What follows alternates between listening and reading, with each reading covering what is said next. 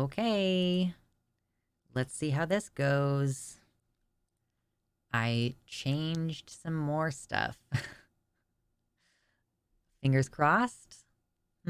Last time it started out okay, and then it did not remain okay. So we'll just have to watch and see what happens. Okay? Okay. Okay. Okay. Okay. Anyway, I didn't want anybody watching today's stream anyway. So that's why I kicked everybody off twice in a row. Hmm. You know, I was even thinking earlier today, like, I might do a shorter one. And now I'm like, a little bit annoyed. Oh well. You need a Danathan? A Danathan? Anywho, so I actually think that maybe part of the problem is that I need a new video card. Because I realized that one of the major things that I had changed was not only the bitrate, but that I was having the encoder go through the video card, which is supposed to be good.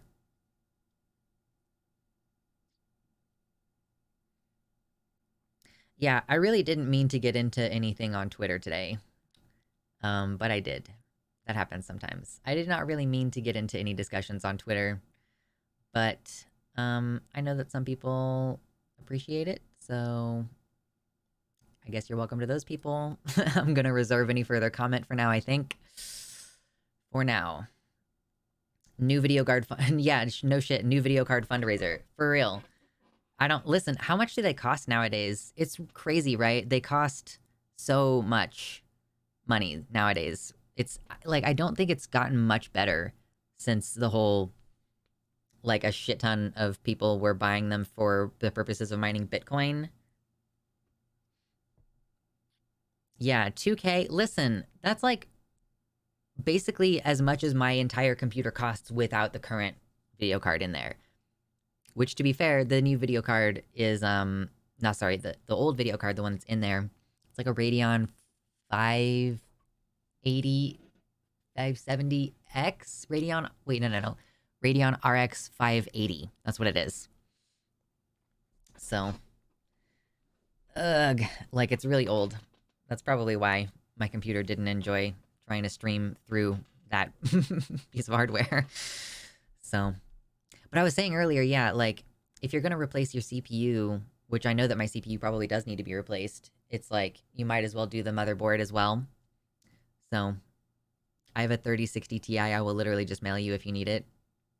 I'll think about it. I don't have, I don't have NVIDIA. I don't like NVIDIA as much. Ooh. Okay, this is saying that the stream's current bitrate is lower than the recommended bitrate. We recommend that you use a stream bitrate that's higher. Okay, well, you wouldn't work earlier, so I had to lower the settings. Leave me alone. God. A 3060 Ti is good, though.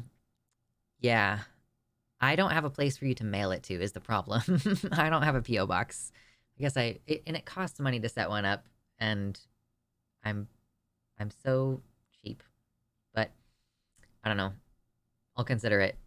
If you do you genuinely just have like a good video card like hanging around?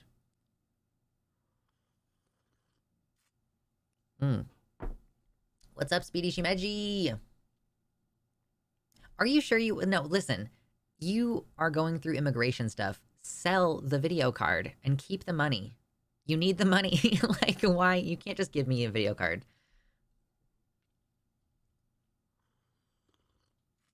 Hmm.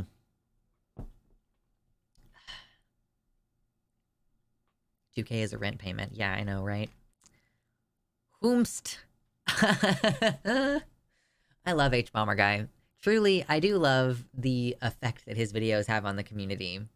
It's just such a long-lasting... Silent, hello, welcome back. She says, I'm back and like the stream 3. True, like the stream 3. Whomst isn't... I need a new GPU, so who buys me one? Right. Basically, like, my partner makes way more money than I do, so if I need a part on my computer replaced, I'm gonna be like, hey, babe, can you please take me to Micro Center? Oh, man. What's up, mama? I had a late start today, so stream is with me at the gym.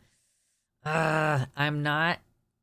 I'm not going to the gym for like another few weeks, and I'm so bummed about it. And when I go back to the gym, I'm probably gonna do just like 100% cardio anyway. So Twitchy Witch, question: how do American PO boxes work? So PO box stands for post office box, which is a box at the post office that you rent, which is different from the mailing address at your house. I don't want people to have my mailing address. So the point of setting up a PO box is to have a place where my business mail can go that isn't my house.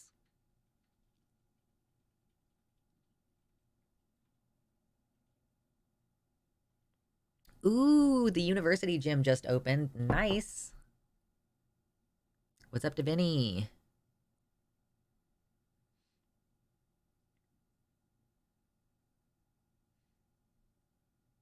But yeah, use PC part picker and find the lowest price. Listen, here's the thing. I just let my partner make all the decisions with regard to the hardware in my computer. You know? Oh, PO boxes like that aren't a thing in the UK. You just get the post office to hold it. But yeah, like in order for it to even get, I guess, do you just give the address of a post office and then they just hold it there? Like, I don't know. But it's like you walk into the building of the post office and there's like a wall of a bunch of boxes of various sizes and they all have little keyholes, or sometimes they have like a combination lock on the front. Pretty cool. But yes, hit like on the stream. And eventually we're going to get into talking about, you know, experts predict economic collapse by 2040. I'm not joking or exaggerating. We're going to read a little bit about some basically research that was done at MIT a while ago and that has been revisited a couple of times. And basically it's like we're on track for pretty serious economic changes soon. So, but we'll talk about it in a little bit. Now that we're finally here and the stream is working, we can just like, we can chill, we can relax, we can enjoy. In the UK, you'd rent a PO box from a private company. I see, that makes sense. I finally had physio today. I needed for a year now, and I'm not better, nor has the spot it's about been physically examined. Because who likes touching trans people, am I right? Man, I hope that doesn't remain an ongoing problem for you that's like preventing you from getting good physical therapy. Yeah, gaslighting isn't real. You're just crazy. It's not real. Don't worry about it. Good grief. So, I think so part of the reason why I only really have the one thing that I plan to talk about today is that everything sucks. Has anybody noticed that today, it seems like today, all of a sudden, there's just like a deluge of really bad news. I think it might just be because some legislative sessions have started. So a lot of those, we were kind of looking at some of those anti-trans bills that were being pre-filed. And now we're actually talking about them and like passing amendments and all this kind of stuff. And it's just suddenly like really, really, really bad.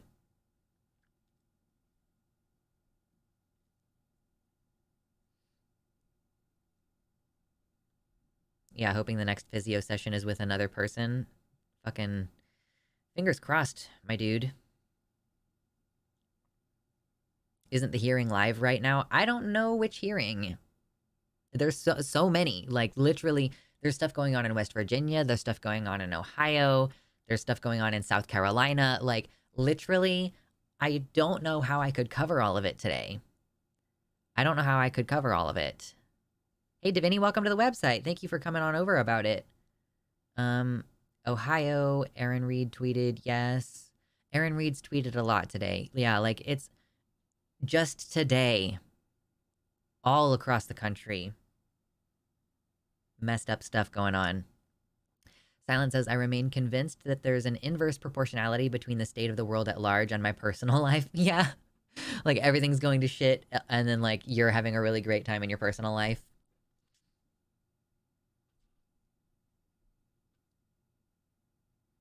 Yeah. Thank you so much, Ms. Nalena. I'm stressed out all the time is what I was about to say. For the 5 gifted tier 1 subs, enjoy. Diviny, Twitchy Witch, Silent, Gayfesh, and EB the Purple. Committing Mayocide. Mayocide. Thank you. That brings us up to $30 dollarinos on the stream total for today. Thank you so much. That's really awesome. I really, really, really appreciate it. Yeah, didn't realize there was so much happening today. Yeah, so all of our bills have been pre-filed already for several weeks. And then now that the legislative session is starting back up again, we're now having this just... I mean, it's like they're pulling the trigger on a lot of them. And a lot of them are really restrictive in ways that previous bills have not been. Basically, and it's the same story all across the country. The only thing that differentiates these at this point is how extreme they are in the punishments. Yeah, I wish gifted subs didn't go to mods unless there are literally no other white names available. I don't need the sub. I already have all the emotes. True. Yeah, it is. Silent gets the emotes now, though, because I think as like a... I have Silent as a special person, but not a mod, because I don't want my friend Silent to feel like she needs to be responsible for moderating here. Like, yeah, I met Silent as a mod in Demon Mama's community, and I was like, I don't want to deny you the emotes. You can have them if you want them. I just didn't want you to feel like you needed to work while you're here. I've been under a Warhammer 40k Rogue Trader rock. You'll have to explain the Twitter thing. I'm not talking about Twitter today. I've decided that I'm not talking about what's going on Twitter today, okay? I love you all. We'll deal with it later, okay? We'll deal with it.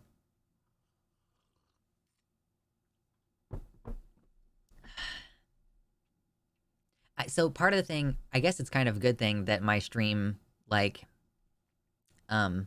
didn't work 3 times, or like, yeah, twice in a row, is that I was kind of wondering if maybe some people who were annoyed with me about Twitter were going to show up at stream today, but I also don't post my streams on Twitter anymore, so, if I had posted my stream on Twitter, probably people would have hopped on over, because that has happened sometimes with TERFs in the past, where I'm arguing with transphobes, and I post my links on Twitter. I don't do it anymore because I don't want to raise value on that platform. I really don't want to tweet very much, and yeah, it's been kind of a dead end as far as growing the audience there anyway, so, yeah. What's up, Patrick? Welcome in. Jeller Zeller says there's so much shit going on and I want to hear about none of it. I want to hear about none of it. Like, look, okay, here's the stream recommendations channel on my Discord server, which you're welcome to join if you want to. Links in the description. There's... oh my god, I have so many unread messages. Don't look at those. Don't look at those. So here's the news for today. Okay? Let's go back to... Here's the most recent thing that was posted. Horrifying new bill out of West Virginia would ban gender-affirming care for trans adults up to 21 and would mandate that all mental health care providers try to, quote, cure being trans. It bans mental health providers from, quote, continuing the delusion of being transgender. Here's a post from... What is this? Them. A man threatened to bomb the dictionary over its definition of woman. Okay, and then here's one. Florida school district removes dictionaries from libraries. I think that this is kind of a malicious compliance story, so this thing might actually be kind of funny to cover. But it's like a library has removed some dictionaries because technically the dictionaries have, like, gay education content in them, probably is the reason. So that might be funny to talk about. South Carolina witness reveals comically large binder of trans studies. So that's cute, but also, like, they don't ever listen to the evidence, so it's like another video where we're like, yeah, man, good job arguing the good fight, ooh, and then like, oh, well, they passed the law anyway, wow, that sucks. getting repetitive. Here's another one. New bill in South Carolina would be a public drag ban with a 10-year prison sentence. Similar bills have been struck down in courts across the states. So that one is probably worth covering today because it's so extreme. Like having a 10-year prison sentence on public drag. And I would have to read it. I haven't looked at it yet. Is it like the other bills in the sense that it's like a performance that has drag is being criminalized? Or is this just going to be any public cross-dressing is going to be, I don't know. I don't know what the answer is. We'd have to look. There's 42 people in here. Hit the like button, please. 42 is the meaning of life. Let's do it. So that one would be worth talking about just because it's very extreme. We've got here in Indiana, a Republican has filed a bill that would allow kids as young as 14 to drop out of school and work on corporate farms during school hours. Kids would only need to complete 8th grade in order to work 40 hours a week as a farm laborer. That's a little bit different. Like, at the very minimum, that's different than usual. You know, I'll give them points for originality on that one. Like, at least it's not the same story we've been talking about over and over again for, like, a year. And here's one.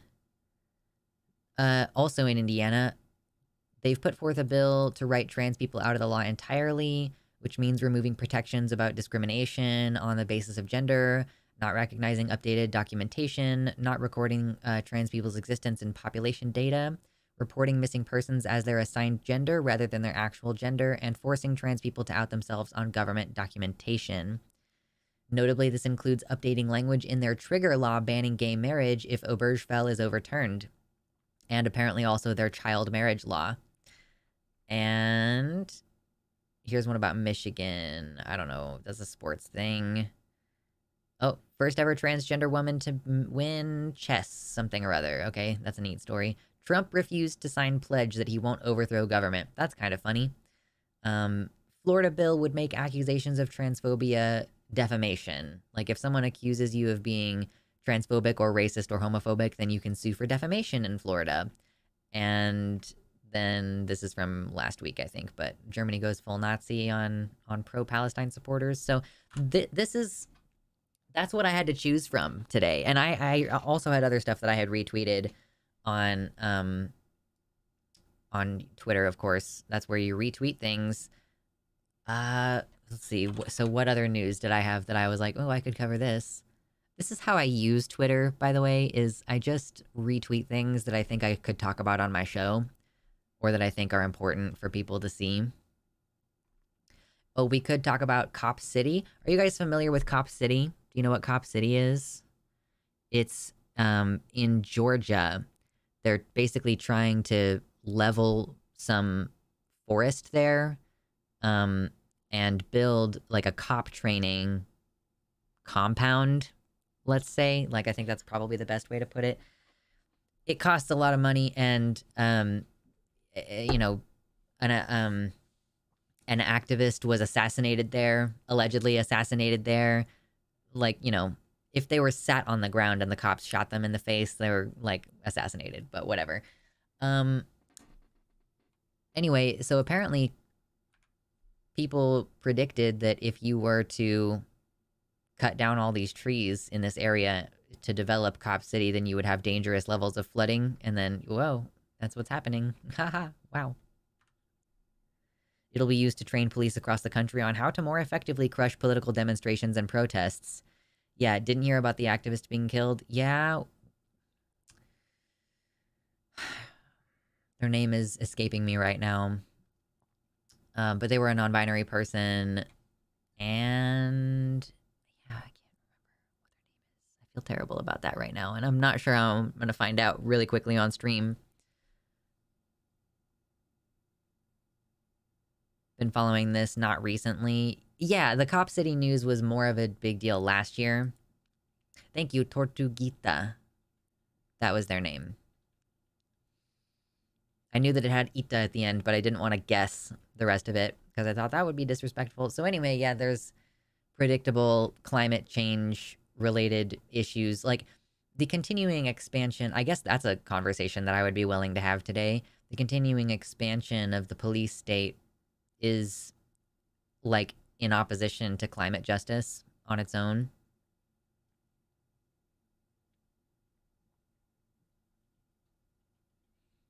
Anyhoozle. So those are like, yeah, like I said, those are basically the options for what we could talk about on stream today. Oh, here's a fun one also. Apparently the White House has issued guidance to Democratic politicians, saying that they should stop talking about how bad COVID is. Hi, Mersh. Because it's a bad electoral strategy. Here's the one that pissed off everyone I know locally. City removes Black Lives Matter Memorial Garden. Oh, that's so shit. I bet people would be upset by that. I have ads blocked, and they don't want me to be on their website if I have ads blocked. Seattle Parks and Recreation workers used construction vehicles Wednesday morning to remove a community garden that was originally planned in Cal Anderson Park spontaneously as part of 2020's Black Lives Matter protests. The city cited unsafe conditions in and around the BLM garden, including vandalism of park restrooms, drug use, and camping. The city vowed to, quote, conceptualize a new garden elsewhere at the park. Why, if there were problems with, like, the park restrooms and camping, then why would you have to get rid of the garden and build the garden somewhere else? I don't know, that's dumb. I can see why people were annoyed by that. Oh, I still need to follow up and see if I can get a spot at the community garden. Ugh! I haven't gotten any emails back, and I need to send some follow-ups, and I keep forgetting. God, I really, really, really want to get a plot. I really hope that it's not just a thing where there's only like 10 plots and it's the same 10 people every year. That would be a bummer. Anyway. Ugh. Consider hitting the like button if you have not already. Yeah, there's just like so many different things. Translation, they didn't like poor and homeless people in the garden. Fucking true. Yeah, West Virginia, South Carolina.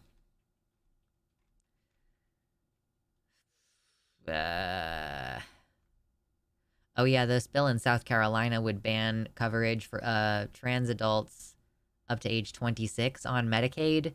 Why? Why? That's so... This is the thing. This is how they end up making it illegal for adults, is they just cut it out of Medicaid. Yeah, good luck. One of my friends is giving up her plot. Well, okay, at least it's, you know, we know that some people are gonna free up some space. I have such a good plan. I just don't want it to go to waste.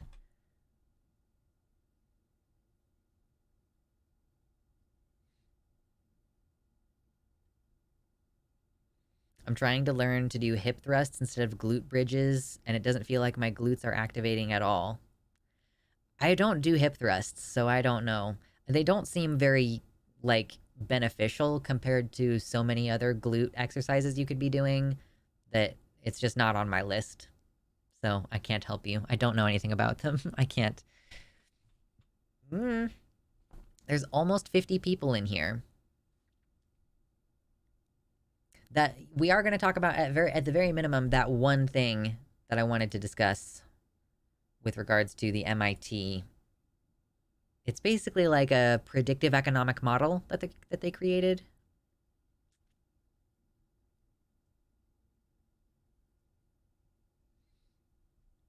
Anyhoozle.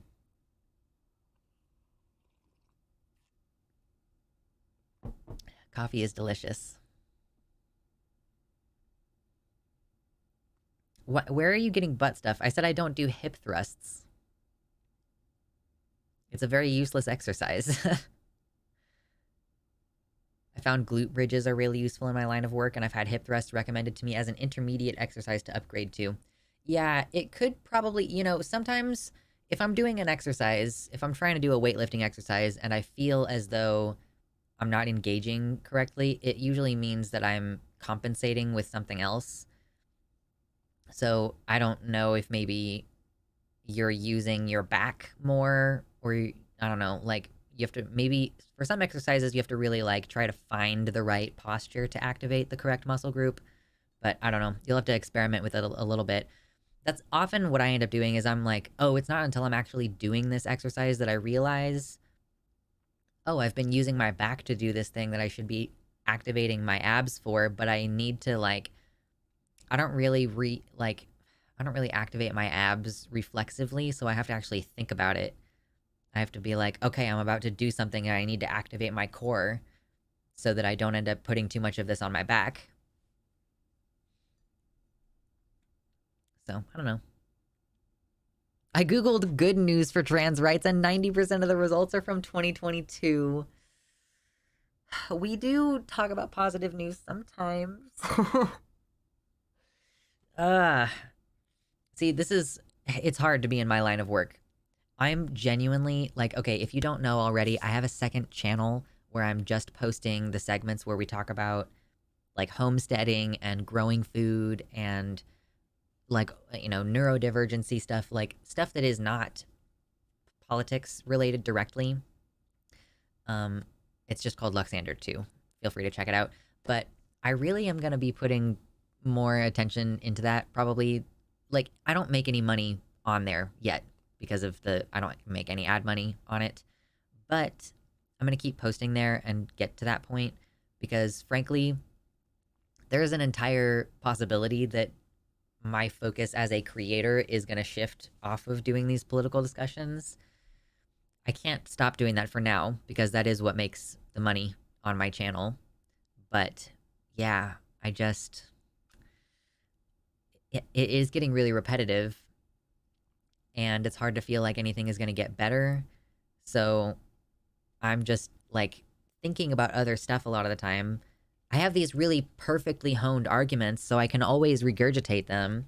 I'm like, oh yeah, well, here's another thing about this trans thing, and oh, here's this again. But it is like, yeah, it's getting old, and I don't know how much of a difference it's making. So the prepper talks are good shit. Thank you. I enjoy the prepper shit. I hear that's good for mental health too. Self-care first.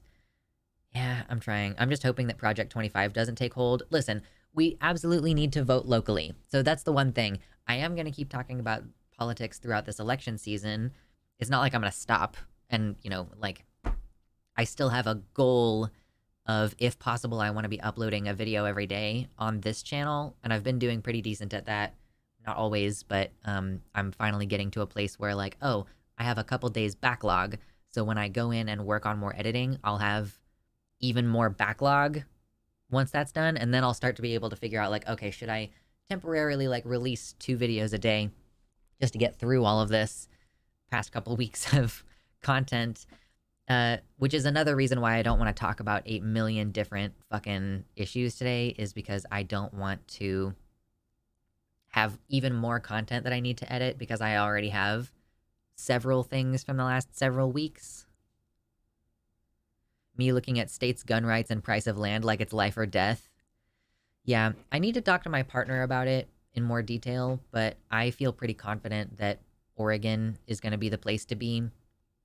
Climate stability, access to water, being able to grow food, decent gun laws, access to healthcare. Hey, Jason Jones just did a super chat. Thank you so much for that super chat.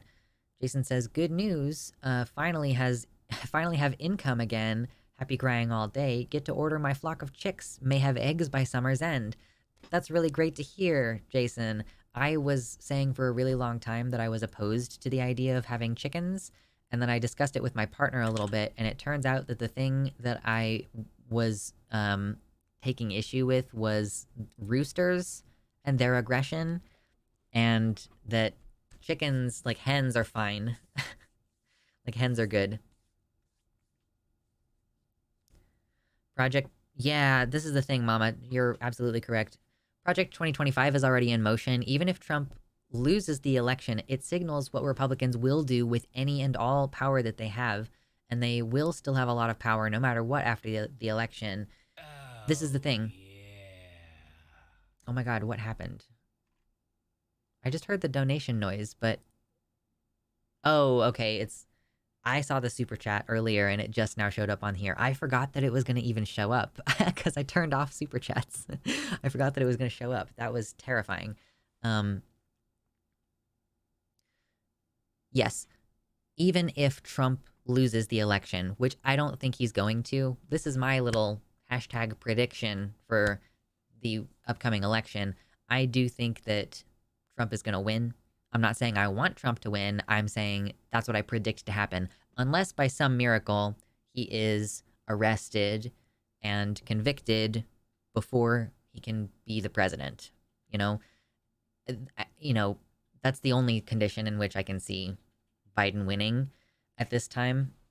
Maybe I'm just really pessimistic, but so it's like, even if Trump loses, and I don't think he will, but if he does, it is still the Republicans have signaled this is what we plan to do. This is what we plan to talk about. This is how we plan to carry on with our party.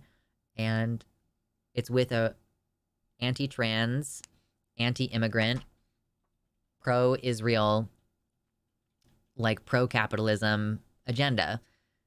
We are not going to be doing very well under those conditions. And they're gonna keep getting worse, as far as I can tell. So I feel like every political topic is like a pregnant spider. You crack her open and there's like thousands of other political spiders you can talk about.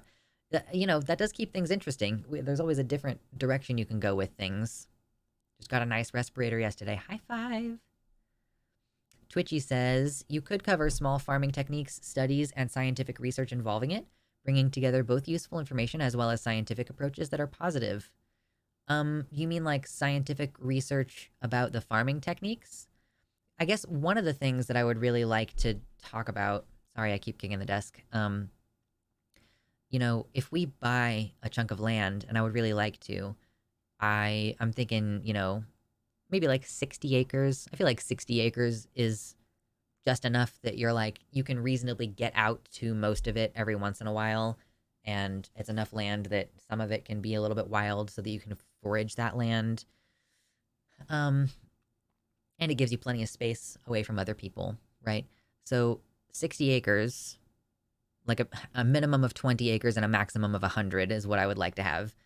And with a big chunk of land like that, one of the things that I want to do is, like, I guess you want to like add ponds to it effectively.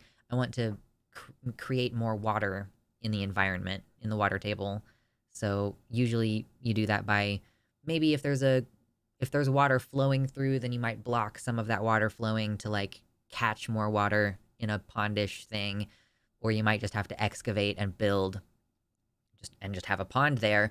But that's one of the major things that I want to do. So I think the science aspect really comes in with that, in terms of, you know, here's what we've chosen to do with the help of experts who have like helped us figure out what the best thing for our particular situation would be, I'm sure, and go, okay, here's the like tangible difference that this will make in our local environment.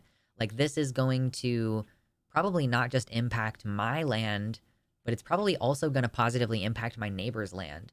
So if I'm in a rural area and I'm growing food and my neighbors are all growing food, if I do something that increases water in the water table, and then, oh, on my neighbor's land they have a spring, and what I do on my land makes their spring more, what is the word for this? If it makes it more like plentiful, like the water, whoa, pushing my coffee around. If the water is coming out with more force, basically, because I've done something on my land, then it's like, hey, look at that. My neighbors are also having more output and productivity because look at that. There's more water, which means that there's the more grass and their cattle are doing better and they're squeezing out more milk. Helps everybody.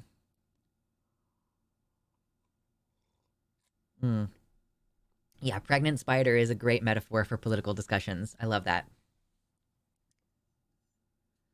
Either Biden is losing on purpose or the rest of the Dems are fine with letting him fuck over his own chances. You know, it did not occur to me until after we had that segment recently talking about the idea that the Democrats are trying to lose, that's kind of a conspiracy theory. Like, it didn't really occur to me until afterwards that, technically speaking, yeah, if we're saying, oh, the Democrats are losing on purpose, then we're kind of implying that they're conspiring to do some mess with our democracy. And it's like, sometimes conspiracies are just true. I loved my red jungle fowl ruse. Very good brothers. I called Sheriff and Slim. And Brahmas for my hens. Big ol' fluffy gals. Like the maid in old Tom and Jerry cartoons. Nice. I'm aiming for 10 acres. If I can, I'll buy in spread. I found a whole town that's about to lose their incorporated status. Oh, that's exciting. But 10 acres is really small, even to start with. Like, well, so to be clear, I don't want to buy a chunk of land that's like flat and like farmland. I want to buy a chunk of land that's at least partially already forested, and then like a fairly small portion of my total land I would like to be, the place where we live and the place where we grow food. I'm not trying to turn the entire thing into a growing food operation. Maybe at most like 1/3 of the land I want to be like land that we live on, and then like have the rest of it be forested, or maybe not forested, but like that's where our ponds are. That's where the wildlands are. We don't go over there because we're trying to encourage more biodiversity and we don't want to scare anything off.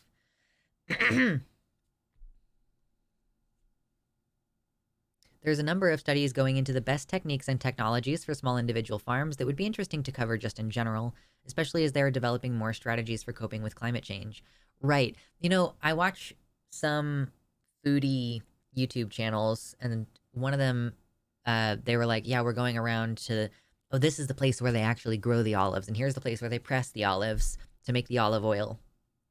And every single time they go to one of these farms, the people there are talking to them about the changes that they're having to make in order to account for climate change. Like, they're in Europe, this one particular channel that I'm watching. So, yeah, like, as this dry summer keeps creeping up, did you see the thing about the Crown Heights Chabad tunnels? No? Maybe? No? Yes? No. I think no.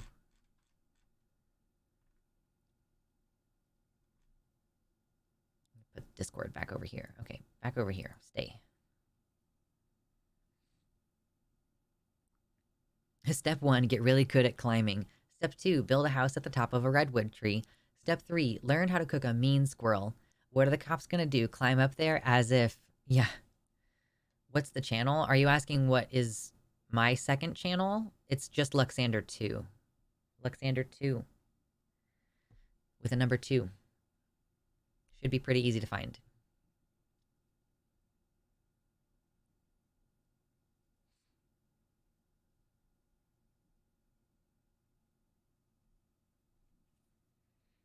Why attribute to conspiracy when it's just as easily down to stupidity? I don't know.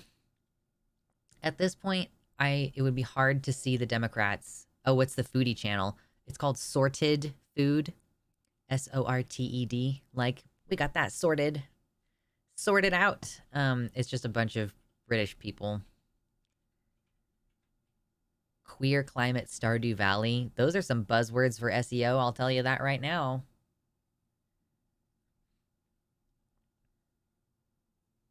My dad has some old Dig for Victory posters and leaflets. They cover easy to grow vegetables and how to rotate them. Do you need to rotate if you're already planting things with complementary stuff next to them? I mean, I guess. Probably, yeah. I'm trying to come up with, like, a solid plan that it's like, I'm just going to consistently grow these vegetables next to each other. And I'll, like, ideally have 2 different little plots. Here's the reason. Here's at least one reason why you need to have 2 different plots. Because corn and tomatoes both grow pretty tall. And so you want them both on the north side of your garden, if you're in the north hemisphere. But then also, you can't really put corn and tomatoes next to each other because they're susceptible to the same pest. So you want them to be separate from each other. So you have to have one plot for your tomatoes and one plot for your carrots, or sorry, for your corn. And then from there, just like, what other things can you plant next to those? Here's a better question. Why would we give these people the benefit of the doubt by calling them stupid? Honestly, that's being charitable, and they have not demonstrated that they deserve that. I think that's fair. Attributing it to stupidity, like attributing the Democrats' actions to simple stupidity, is almost letting them off the hook. It's saying they're not really going to be held accountable for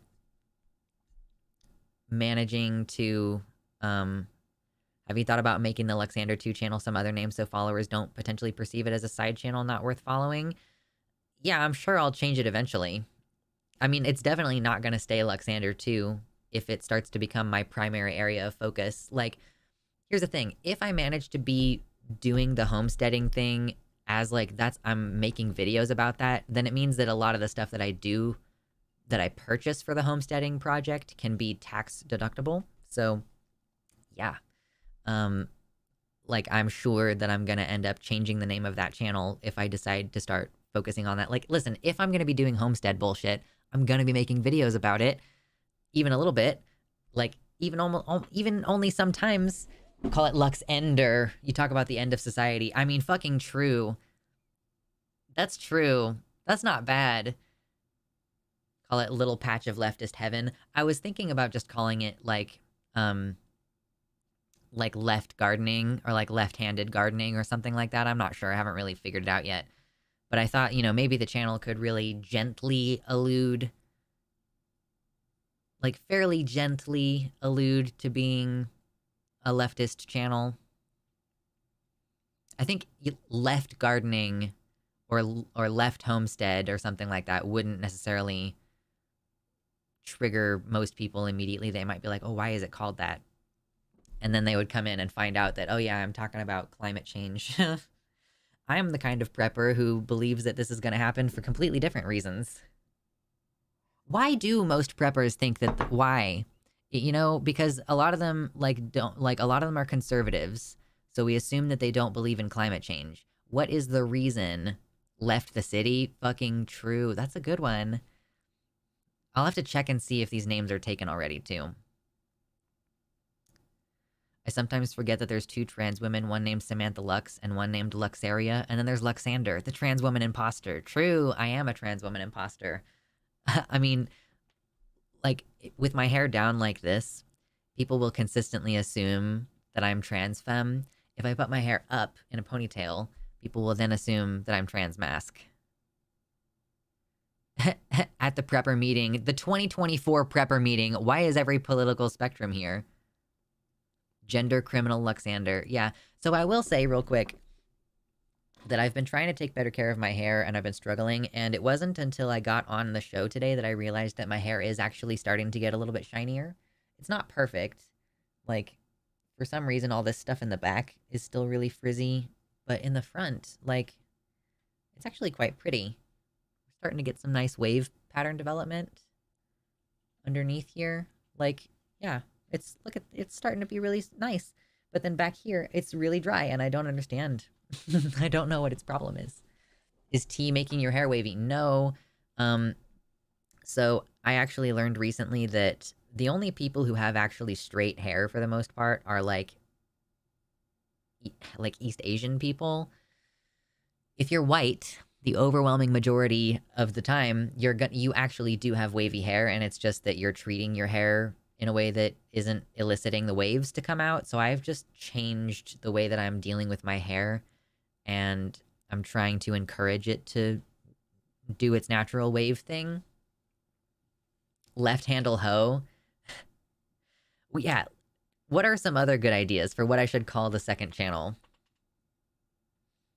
All the Luxes are good YouTubers. And I don't even really know. I've seen like one Samantha Lux video, and I've never watched a Luxaria video. Don't even know who she is. There's almost 50 viewers in here. Can we get some more likes?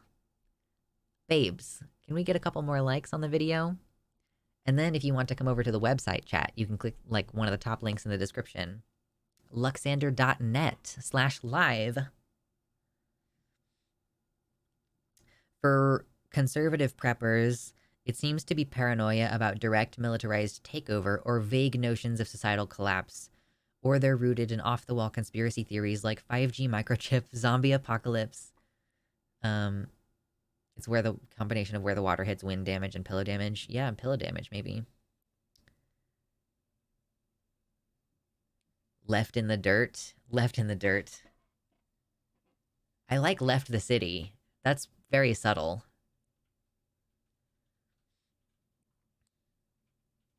But yeah, I think that for preppers, like conservative preppers, if you're going for subtle, I like left-handed gardener. I'm not actually left-handed though, so I think that I shouldn't use that. It feels like appropriation. Uh, right-wing preppers, it's a power fantasy to some extent, but I think it's like a they're gonna take my guns and I'm gonna fight them off kind of power fantasy. Like I think that for conservative preppers, it might be this very specific, imagined problem of people coming to take their guns from them.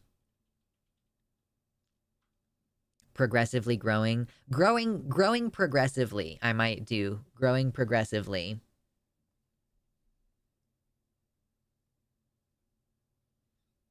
They fantasize about the power they have for being the only one who is ready.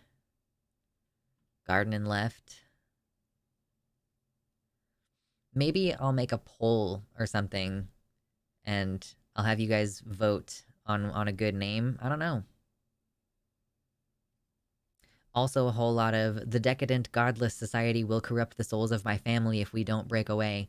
Sure, so that's people who are trying to break themselves away from society currently. But I don't know if that's a lot of preppers.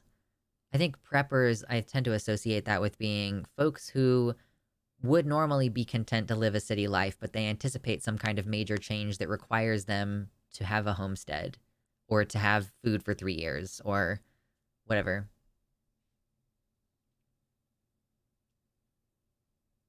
We gotta get more guns so we can stop them from taking our guns. True.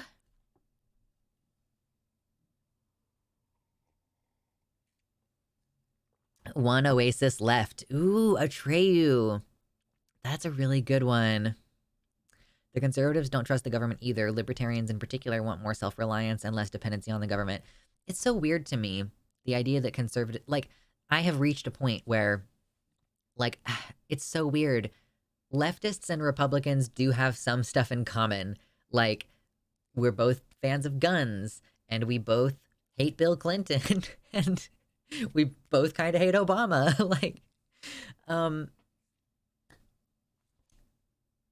Like, I didn't expect to have so much in common with Republicans that we both think like, oh, this fucking government, blah blah blah, but for totally different reasons. Like the fact that I look at liberals and I go, oh baby, you still trust the government? Oh wow. And then like Republicans also look at liberals and go, oh, you still trust the government? You're fucking dumb. What? Mortician's kid here. You might as well buy a crypt and live in a graveyard. If you're that worried the world will end, at least you'll already have your last resting place ready. The thing is, Hella, that I'm determined to live. You know, I don't think you've been here before. At least I can't remember. Maybe not. You're just not here very often. But we discussed recently that according to current projections, we're going to be dealing with global water shortages by the year 2050. And you know, I'm 30. I'm turning 30 this year. So in 2050, I'm only going to be like in my 50s or like in my 40s or 50s, whatever. I'm not doing math right now.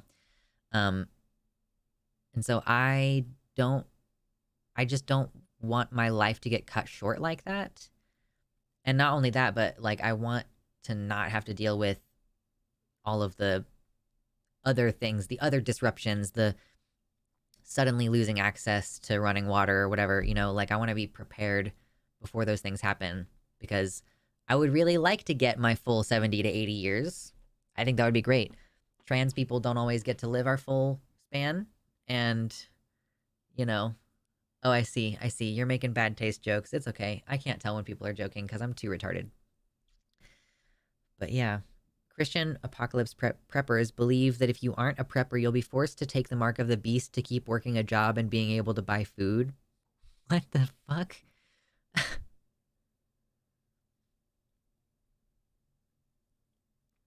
But yeah, it is so strange that I have so much in common with Republicans now. It's weird.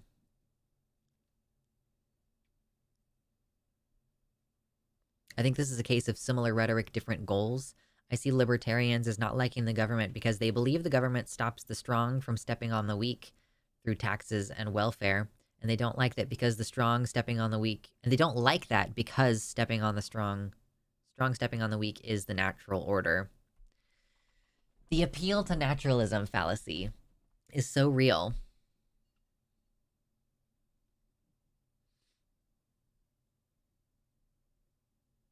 They also believe the mark of the beast is QR codes. uh, at least you know the kind of people who think that the mark of the beast, like that the QR code is the mark of the beast. You know that those people are not really going to be that big of a challenge to you. Like, they're not going to be very good planners, I don't think. Just got home from the dentist, off to get my fiance from work today. No worries, Kitty Tick. I appreciate you chilling and lurking anyway. What if I got a QR code tattoo that just linked to a Rickroll? I don't think you would be the first person on this planet who's done that. Like, I would bet that there's someone out there who has a QR code that just goes to the YouTube page. Oh my god. I don't know what to do about the fact that my voice, like, my throat is just so sore. I guess I thought, yeah, I was considering buying allergy medicine. I guess I just have to start taking allergy medicine all the time. It's not like I talk excessively when I'm off stream. I just wish I didn't know I was gonna run into so many Mormons. Oh no, Mormons are the weirdest. When chip bank cards came out, my friend's family was freaking out that it was the mark of the beast or whatever. Why? I don't understand. Excuse me. I might have to get some more water in a second. I forgot to fill up my giant jug before stream.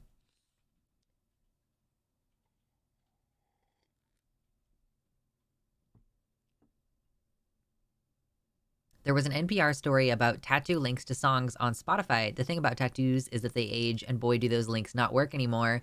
That's why you gotta link to something on a website such as YouTube. Paranoia does not lend itself to practical prepping. Yeah, the paranoid prepper is gonna stock up on,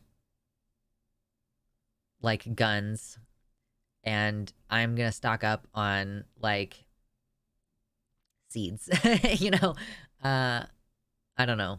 Just a very different approach. Like, the fact that I'm gonna be making sure that if I buy land, you know, I would prefer to buy land that already has a well on it, because you don't know if you buy the land if you're gonna be able to dig and find a well, if there isn't already one. So, but, you know, I want there to be a well there. It's gonna have lots of practical stuff. The tattoos fade. Yeah, I think the way to get around that, if you're gonna do a tattoo of a QR code, you have to make it enormous so that as the ink, your skin cells replace themselves and the ink bleeds out on the edges, um, then it'll still be legible from how far away you need to be to get the whole thing. But yeah, people don't understand. If you get these delicate little tattoos of, like, cursive writing, not only is it like, if you get it on your hand or something, is it going to fade quickly, but it's your skin cells replace themselves, and it will lose the detail over time. So you generally want to get tattoos that are bigger, that have more blocking to them. I don't know, anyway. I'm not an expert. I just used to watch a lot of tattooists talk about it, so I learned some things. Do a short URL for the QR code and it'll be a smaller square. That's true.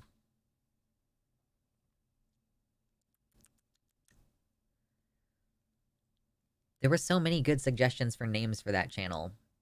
I feel like I can't name it something like Left the City until I've actually left the city, though. So. And I also haven't yet started any gardening, so I don't know if I could realistically call it gardening. uh, yeah. There was a guy who beat Tetris, the, like, 13-year-old kid. He did it. People thought paper money is devil's work. Like, yeah, money's evil, but you're missing the mark there.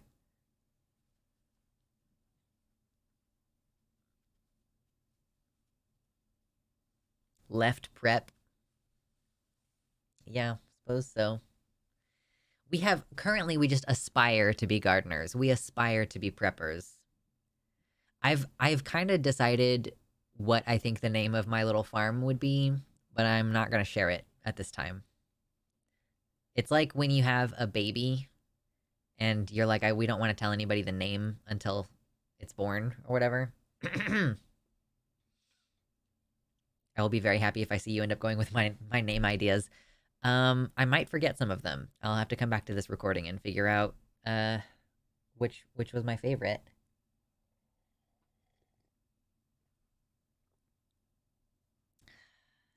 Aspiring Survivor is a good one. That is a good, yeah. Someone should make something out of the left of us. True. Ooh, Hella says that they grew some lettuce, tomatoes, mushrooms, and carrots this year. How did you grow mushrooms? Did you just buy one of the mycelium blocks? I'm hoping to do better with beets and carrots next year. I haven't had beets in such a long time. I don't know if they're good. I've been very happy seeing a few trans folks go with my name suggestions. There are very few things as cool as a trans person as, like, when someone comes to you asking questions about hormones and you answer their questions and they decide that they're going to go ahead and go on hormones, that's amazing. And then also when you help someone figure out their name, which I've done before. One time, I helped someone figure out their name. I don't think about that very often. A tree fell over and died, and the mushrooms grew out of the wood chips. I checked and the mushrooms were edible. Nice. Cool. That's a really good happenstance. I use the beets with the carrots to make a no-mato sauce since I'm nightshade free. Oh, cool. Okay, that makes sense. Microgreens are fun to grow. Can you please tell me what microgreens are? What are they?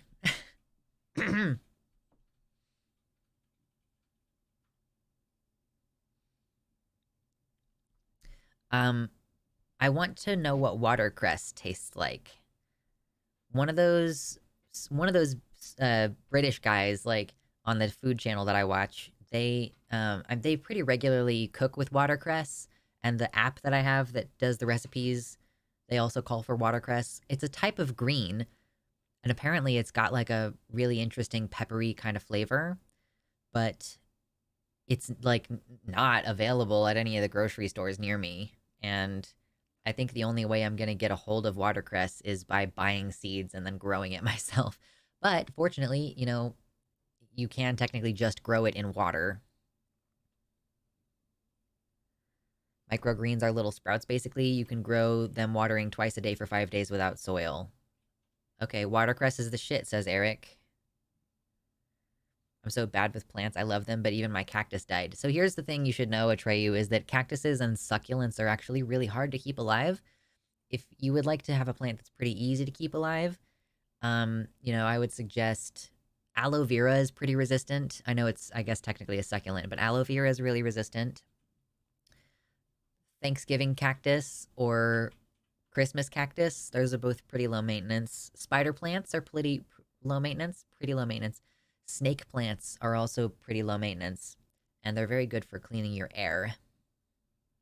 Snake plants will not die, I know. They're my favorite, I love them so much. I love the ones with the big fat leaves. I love them so much. Okay, watercress is good. You see it in fancy salads. Can I recommend parsnips if that's possible? Yeah, I would love to try parsnips. They're never at the local store. It's so weird in America. Like, we have no variety in our stores. Like, it's so weird. If you want tubers, like, here's some fucking potato. Enjoy that. At certain times of the year, we'll have sweet potato in, but there's never parsnips. I'm like, how am I gonna find? Like, I would like to. There's never any turnips. Like, why? Snake plants are also good for low light levels. Basement's best friend. They're good guys. This year, I'm hoping to try other stuff such as pumpkins, melons, sunflowers, and green beans. Turnips are hard. Yeah.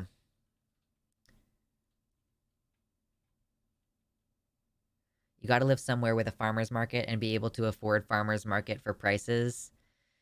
True, and it's the wrong time of year for there to be a farmer's market. It'll open up again in, like, April, I think.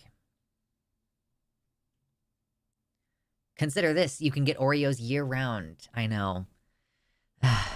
Christmas cactus will last for years. Yeah. I'm blessed with a co-op and international market within walking distance. I love seeing the new produce at the international market. I love the idea of being able to actually embrace seasonality, you know, to look forward to tomato season. Of course, I'm going to can my tomatoes as well, so I'll probably have canned tomatoes throughout the year. And of course, in the meantime, before society collapses, I'll be able to go to the store and buy tomatoes that were grown by someone else if I wanted to. But yeah, farm shares are a thing if you have that option. I don't know what that means. Is that like kind of like a community garden or tomato? I'm Southern.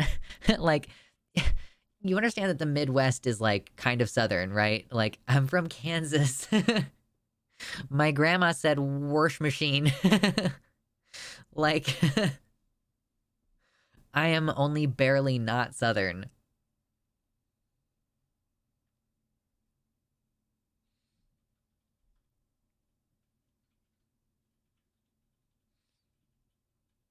I looked out and the lady who lives down the street raises bees so her little bugs help me grow stuff. Oh, that's amazing. That's the other thing. I would love to have a couple of beehives. Midwest is just Canada light. I'm from Kansas, okay? I say wash with the R as well. Mersh.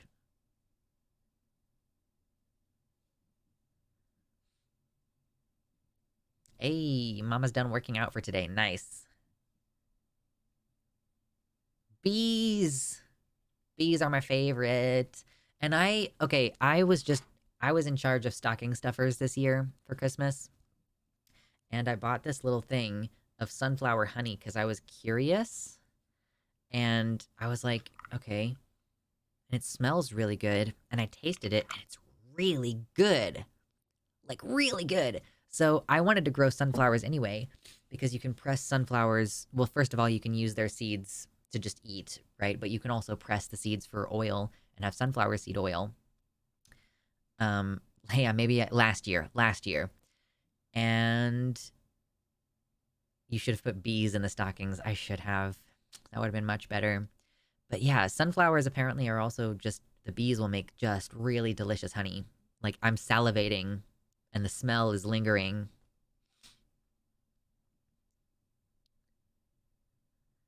American accents abide by the law of conservation of consonants.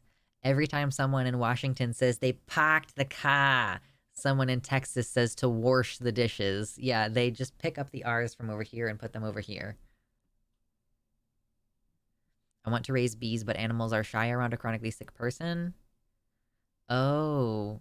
Yeah, I probably would. I'm imagining that the bees are going to mostly do their own thing. Like, I'm going to take good care of my garden and give them lots of good stuff and maybe bring them offerings every once in a while. But I'm guessing for the most part, I'm going to leave them alone. But thankfully, I have my health and I'm going to be able to get around easily. Like, I don't have crazy health issues. I'm disabled, but it's not like that bad. I love watching people relocate bees. They're so fun. A farm share is where you pay a farmer a lump sum at the start of harvest season for a very small cut of the crops that basically feeds a family. Each week you might get a couple different veggies as they're harvested, and you always have a ton extra to give to friends. Oh, cool. So you're buying a year's worth of produce ahead of time, and then they will just send some to you periodically. Yeah, I mean, depending on what the cost is for something like that. But I want to do the work. I want to do the work.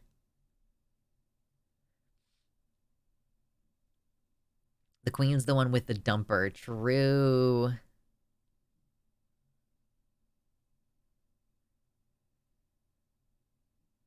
CSA allows farmers to have more consistent / reliable income. Yeah, I'm not familiar with it.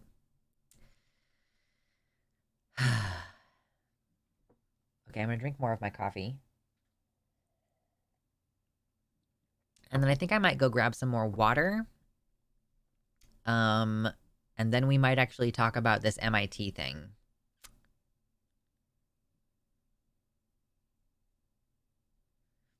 It's hard to grow enough for even one person. Like, the thing is, I've been looking at YouTube, and it seems like one person with 1 acre, if they work 40 hours a week, can produce enough to be selling it at market.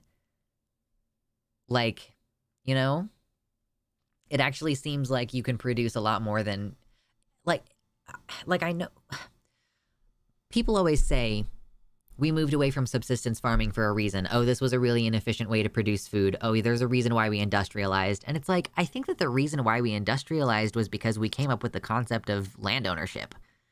I honestly think that it's more that capitalism ruined sustainable personal gardening, or maybe not so much personal gardening, but maybe like community gardening.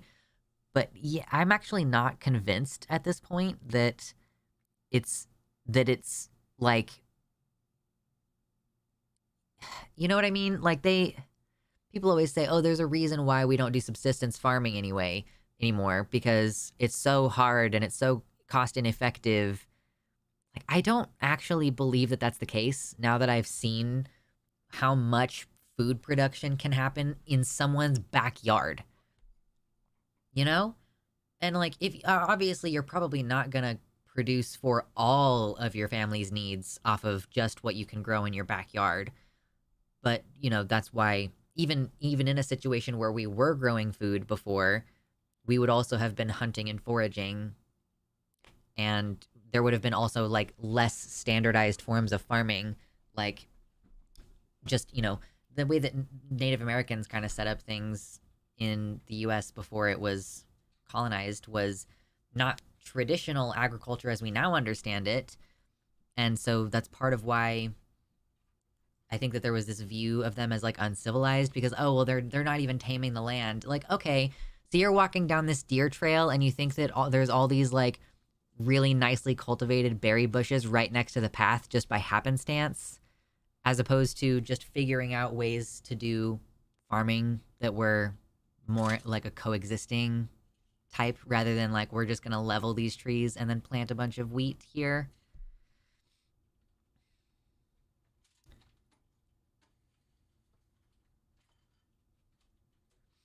Do you know how to can vegetables? I don't know how to can vegetables. It would be a useful skill. I'm also like terrified of doing it wrong. you know? Uh you just really don't want to mess it up, because then you could get really, really sick. Decentralized crop arrangement. What an interesting term. That's definitely, yeah, like that's probably a good way to describe it. There's no reason not to do subsistence farming aside from land being the issue. I can't vegetables. I truly can't vegetables.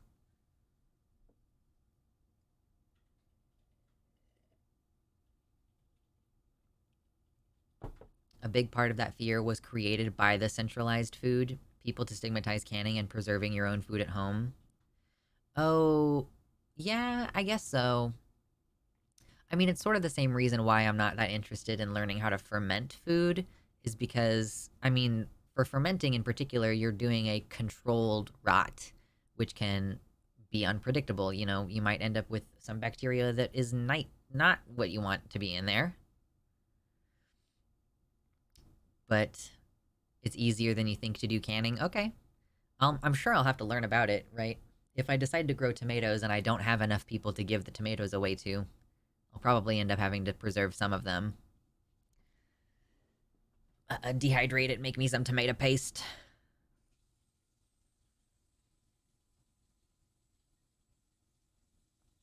Ooh, that's a fun setup. The lady behind us has chickens, and the lady down the street from us has bees, and I grow what I can, and we all trade during the summer. They get whatever extra I grew, and I would get extra eggs and a jar of honey. Nice. I love the idea of homegrown honey. That's so cool. I recently took a camping class at a local cooperative extension. It was like $35 and super informative. Now it's less scary. I really genuinely thought at some point last year, like, I might become a camping person, and then I realized that I value sleep way too much to do that. Oh, you actually took a canning class? A canning class. That's good fun stuff. I also did a class at the library about quick canning. We got to make 2 jars worth each. And we can borrow the equipment. Hell yeah.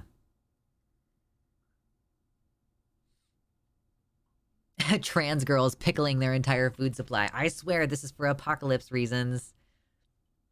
You silly girls with your vinegar.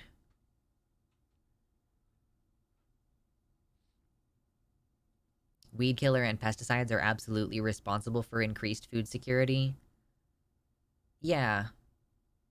Hold on. Do be aware that this is also thanks to purchasable compost, ready access to water, soil testing, and other conveniences.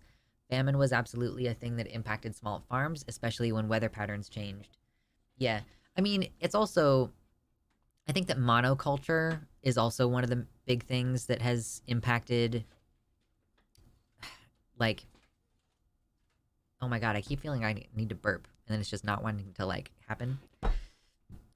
Okay. So, monoculture increases susceptibility to disease, because if you have all this one crop growing and a pest moves in, then you're gonna lose, like, all of that same crop that's adjacent to whatever the pest is. So one of the good things about doing permaculture style gardening is that you plant things next to each other that are gonna, like, defend the plant next to it.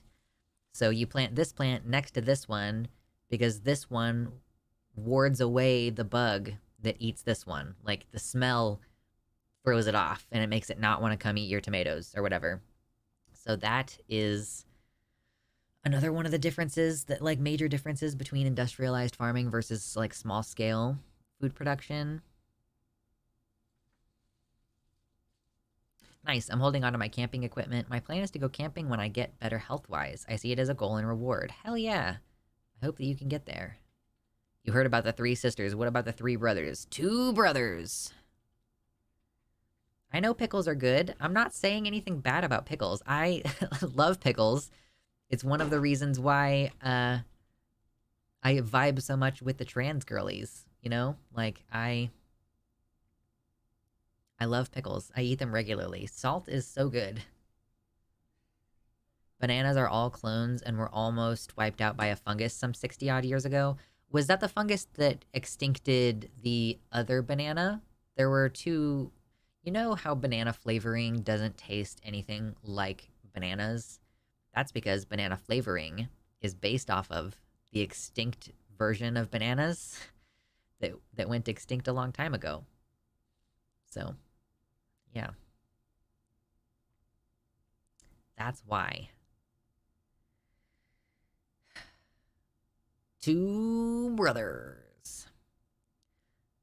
So we're going to be doing more of those kind of conversations and more of that kind of junk on the second channel, which is yet to be given a cooler name.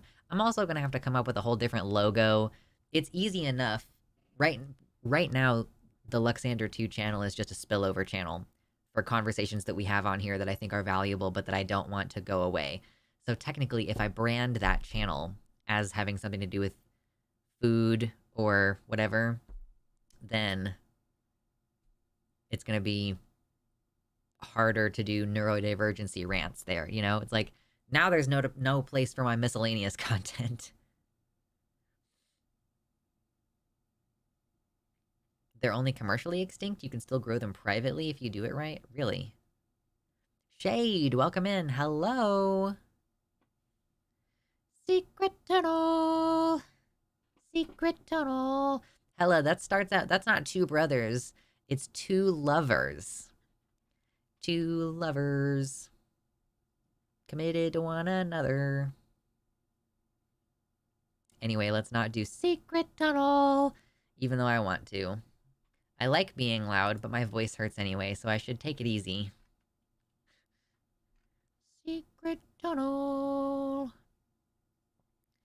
They're called Gross Michael bananas, but they are still around, but were replaced by the blander Cavendish bananas.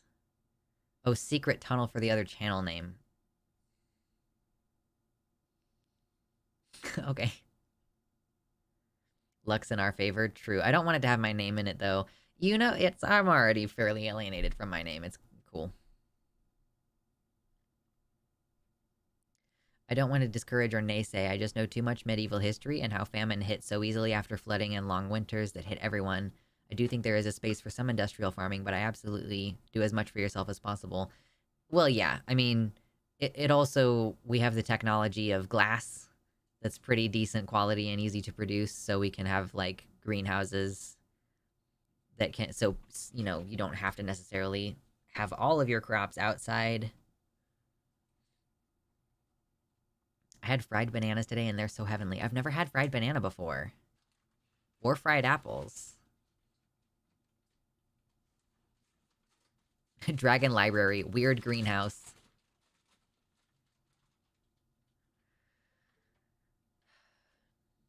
Let's not do food, okay? Let's not get on a whole food tangent. It's such a fine line. Talking about gardening versus talking about food. Because I'm like, don't make me hungry, okay? Please don't make me hungry.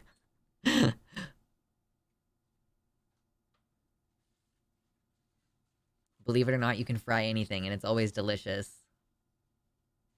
You have to try fried bananas. They're breaded and with honey. Yeah. Fried apples. Mm-hmm.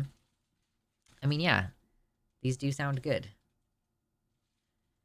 What are you posting, Foxgloved? If you're posting links, I think that it just automatically censors you now. It doesn't even show me an option to greenlight your comment. I was dreaming about chicken shawarma yesterday.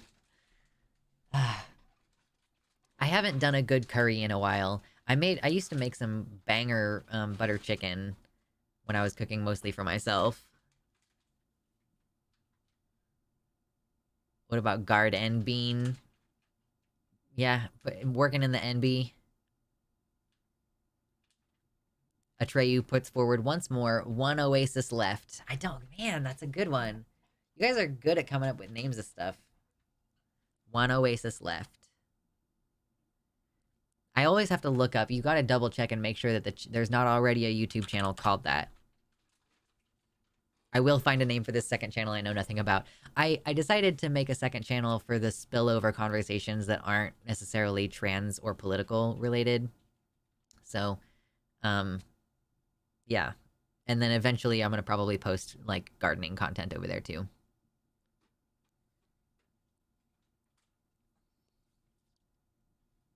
Trying to recommend Park Rose Permaculture YouTube channel.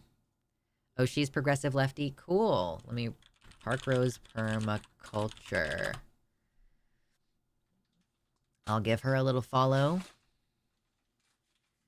And... what else was I gonna look up?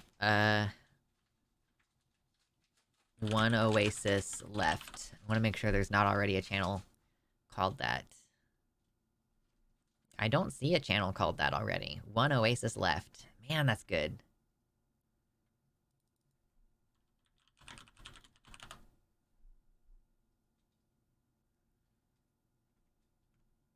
Left the City. There's no channel called Left the City that I can see.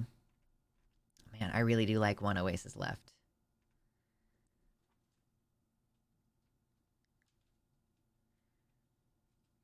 Would you ever want to do a Lethal Company stream? Is that a video game that you've been playing recently? I don't know anything about it. Transmask farmers. Growing dicks and watering them and plucking them from the soil. Just they're in neat little rows. Plunk, plunk, plunk, plunk, plunk. And I'm just like, oh, this one seems like it's ready. Yoink.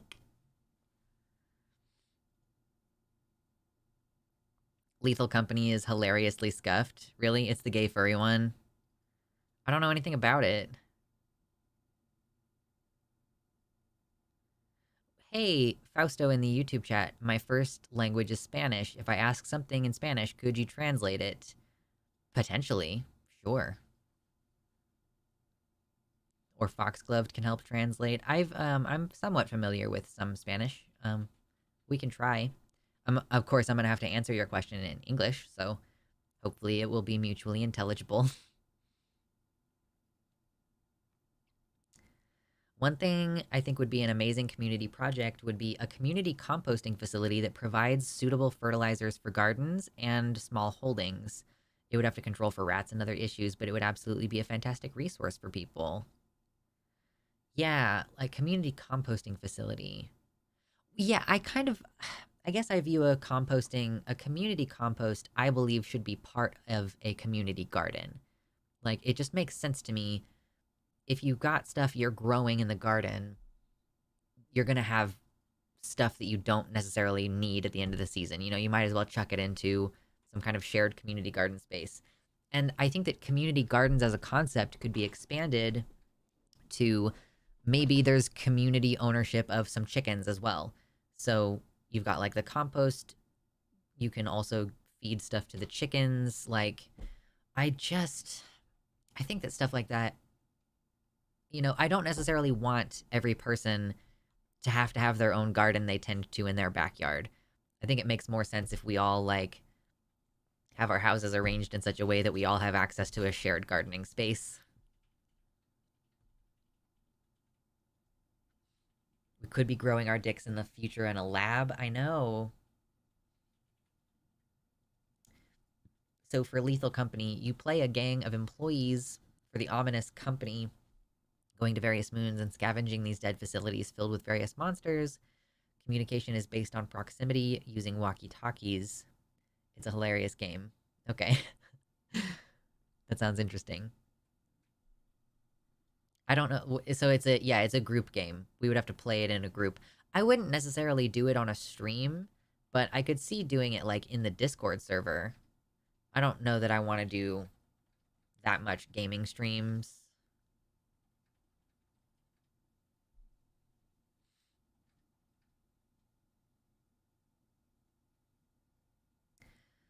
Oh my goodness.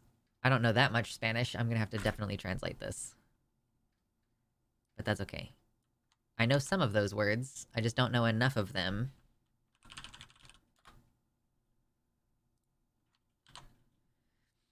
Okay, I was born female. I've always been a tomboy. I was fine with that. And then I entered the lesbian community. And then everyone in the lesbian community was very feminine, and I felt outside of that. And I don't fit in there anymore. The dysphoria was overwhelming, so I feel like I can't just be a lesbian. I also suffered bullying. Is the transition right for me? Will I be a trans man? Thank you. Well, I think if you feel that you are a tomboy who's a lesbian, that's fine. You just need to find your people.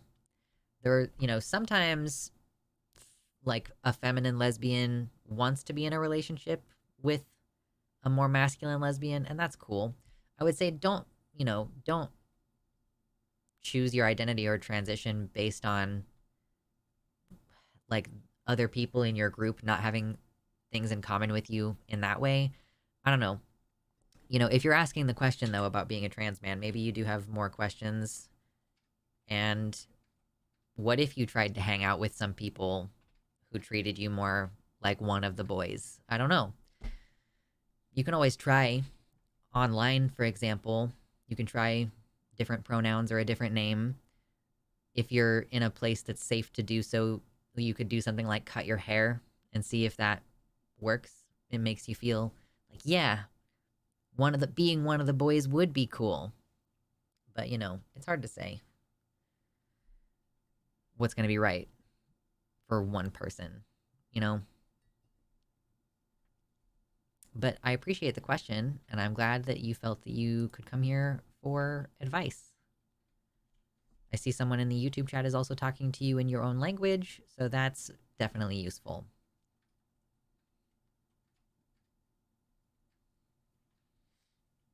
Allotments? What you want is allotments. Yeah, sadly, to get an allotment, you have to come to Turf Island. The YouTube channel that I follow that's like the cooking foodie boys, one of them is always talking about his allotment. He's like, I've got this mint from the allotment, and the other guys make fun of him for it. I'm not really sure why.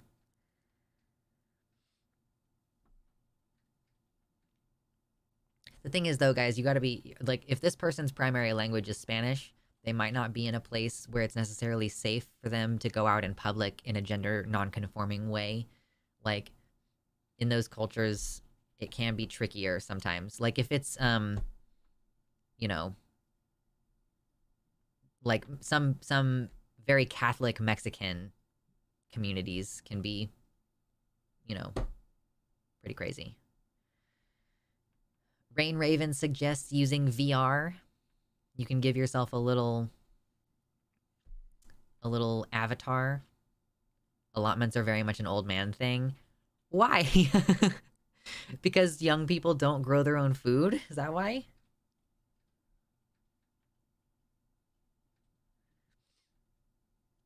Anyway.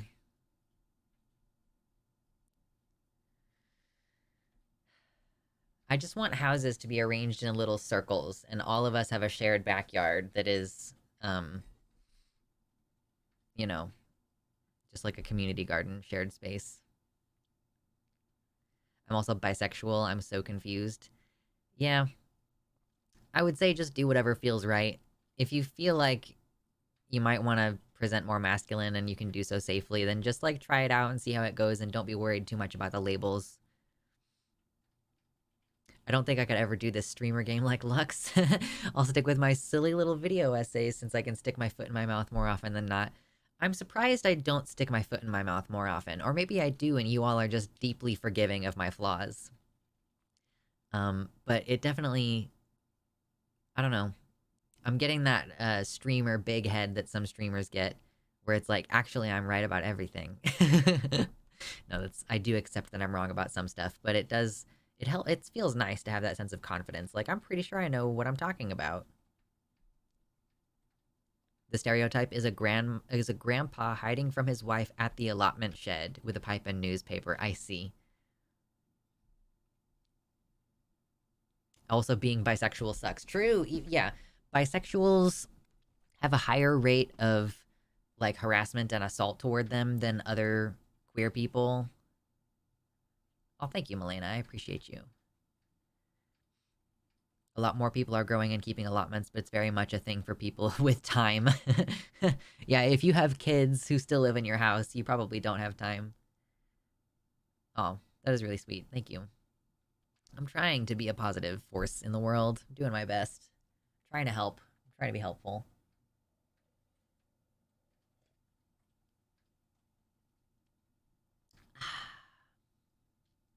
Delicious.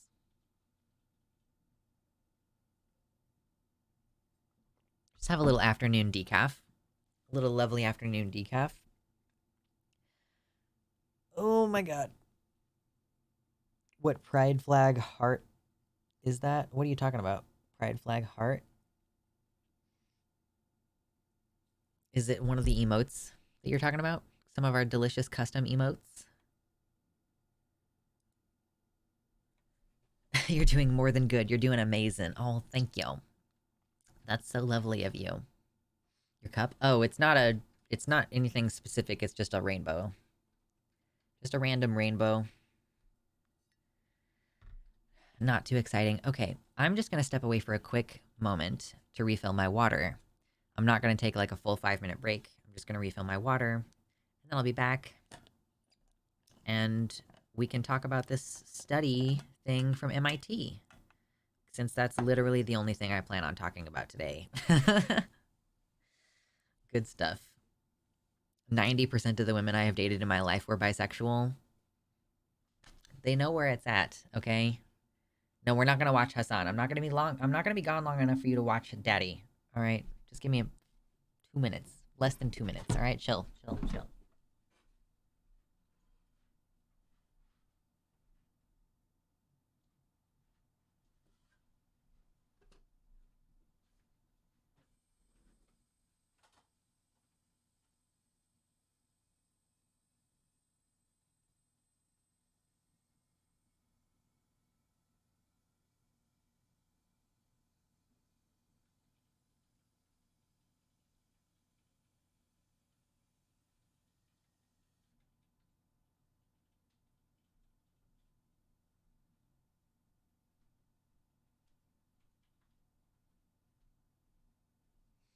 I guess that's the question, though. Which one of us is Daddy and which one is Papa? Between me and Hassan. One of us is Daddy and one of us is Papa. Am I Daddy? I know, finally some good chair. Had to cut you short, sorry about that. Eh. Delicious, cold, refreshing tap water. Hello, Angelica. What is up with you today? Hassan is cringe, is what he is. Well, do you feel like a daddy or a papa? I don't know. I think I'm the daddy of the stream. I think that's like I'm undoubtedly the daddy of the stream. So I guess that Hassan is papa. I forgive you for that. Yeah, I'm sorry for interrupting your chair stream. I don't see papa for you.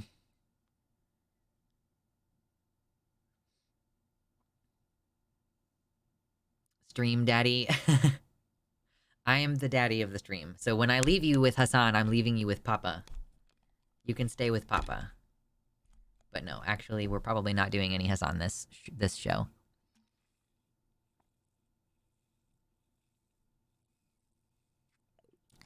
ASMR water drinking.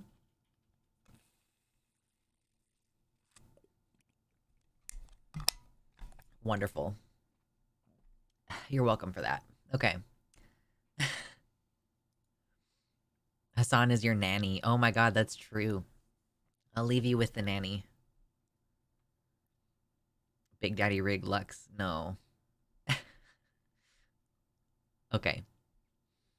So let's look at we're probably gonna look at a couple of different articles about this. I've just been having this feeling recently. I've been looking at the world, the climate change that's happening, the increasingly intense political situation, let's say, wondering what's going to happen no matter who wins the presidential race this year. It's 2024. Welcome to another election year. We're in hell. So there's Trump, there's Biden. Who's going to win? We don't know. We are dealing with a lot of circumstances that, to my eye, seem fairly unprecedented. Like, there have not been this many different compounding factors for like instability, like to cause like cultural, societal, economic instability. We're definitely reaching an interesting mixture, right? An interesting mixture. And I was talking with my partner about this the other day, and that conversation made me curious about, like, just because I have this feeling because of what I'm observing, I can't pin it on any one thing. There's all these different things that are happening all at the same time that make me feel like I basically need to become a prepper. Follow my second channel for all the prepper conversations that we have. And so I Googled it. I was curious, could we predict an economic collapse, for example? So I Googled it a little bit, and what I discovered was that some researchers at MIT, which is the Massachusetts Institute of Technology, I believe is what that stands for. MIT, very famous college. Researchers there. Good stuff. Very prestigious, right? So back in 1972, and trust me, like, it's relevant, okay? Don't fall off listening to me just because I said it's 1972. So 50 years ago, some researchers created essentially a predictive economic model looking at what's going to happen over the next several decades, basically looking forward into as far as forward into like the 2100s. And they made this predictive model looking at essentially, I guess, looking at the risks of a doomsday scenario. So I'm reading this article from The Hill with you first. So they've created a method to determine when the fall of society would take place, essentially. This is talking about widespread economic collapse. So this method has indicated that right around the middle of the 21st century, so like about 2040, there's going to be major economic collapse. And this research has been revisited multiple times, and it has been on track each time that it's been looked at. So in 2009, I was reading a different article that showed in 2009, some researchers compared the predictive models data against what was actually happening in 2009. And the model was accurate for what was happening at the time, which is kind of surprising considering the housing, like the housing market collapse was that was in 2008, right?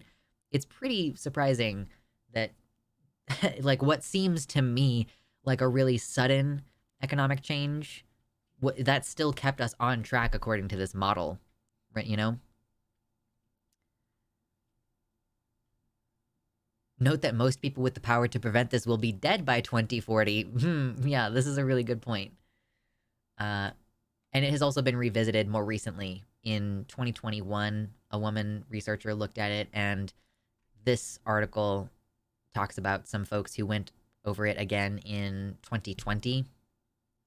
2008 is when all the cool emo music came out too. Coincidence? I think not. Emo music caused the housing collapse.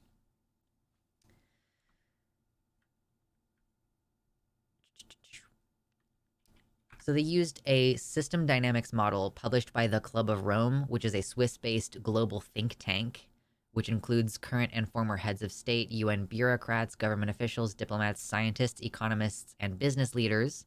The scientists at MIT were able to identify the upcoming limits to growth, or LTG, to forecast the potential of, quote, global ecological and economic collapse coming up in the middle of the 21st century. So, according to this model, the Earth has been terraformed beyond repair by greenhouse gases, which is going to impact the future access to resources, creates scarcity, heavy metal pollution. Apparently, at the time, the study was quite controversial and sparked a lot of debate. But listen, 1972, okay? 72, 82, 92, 2002, 2012, 2022. It's been 54 years since they made this economic model, and it is still accurate as recently as 2021, which is just the most recent mention that I've seen of someone revisiting the economic model to compare it against current economic trends. So, let's see. Right, yeah, Gaia Harrington. Okay, so it was revisited in 2020, and I guess her findings were published in 2021. She is the Director, Advisory, Internal Audit, and Enterprise Risk person at a major accounting firm. She updated the model, and in her estimates, the world's population, industrial output, food, and resources will rapidly decline. The 2100s will be comparable to the 1900s, according to the Vice article that posted this originally. Harrington is treating her research as a personal project, and she also concluded that society has just about another decade to change course to avoid collapse by investing in sustainable technologies and equitable human development. So, right, this model, again, has been continuing to remain accurate for 50 plus years. And it's interesting that we've known all these different factors for such a long time. And this research has been revisited. Like, and it's not like this thing was unknown when it happened. People were mad. You know, folks were upset by it. Yeah, a decade, right? She said that in 2020, and now it's 2024. We don't have time to change things enough to make a big difference on this. So essentially, yeah, we're looking at a possibility that the economy and how much work people are doing and stuff like that, it's going to be more comparable to the 1900s. Let me see if I have another article about this that might go into more detail. This is the original Vice article. Capitalism eats planet. Okay.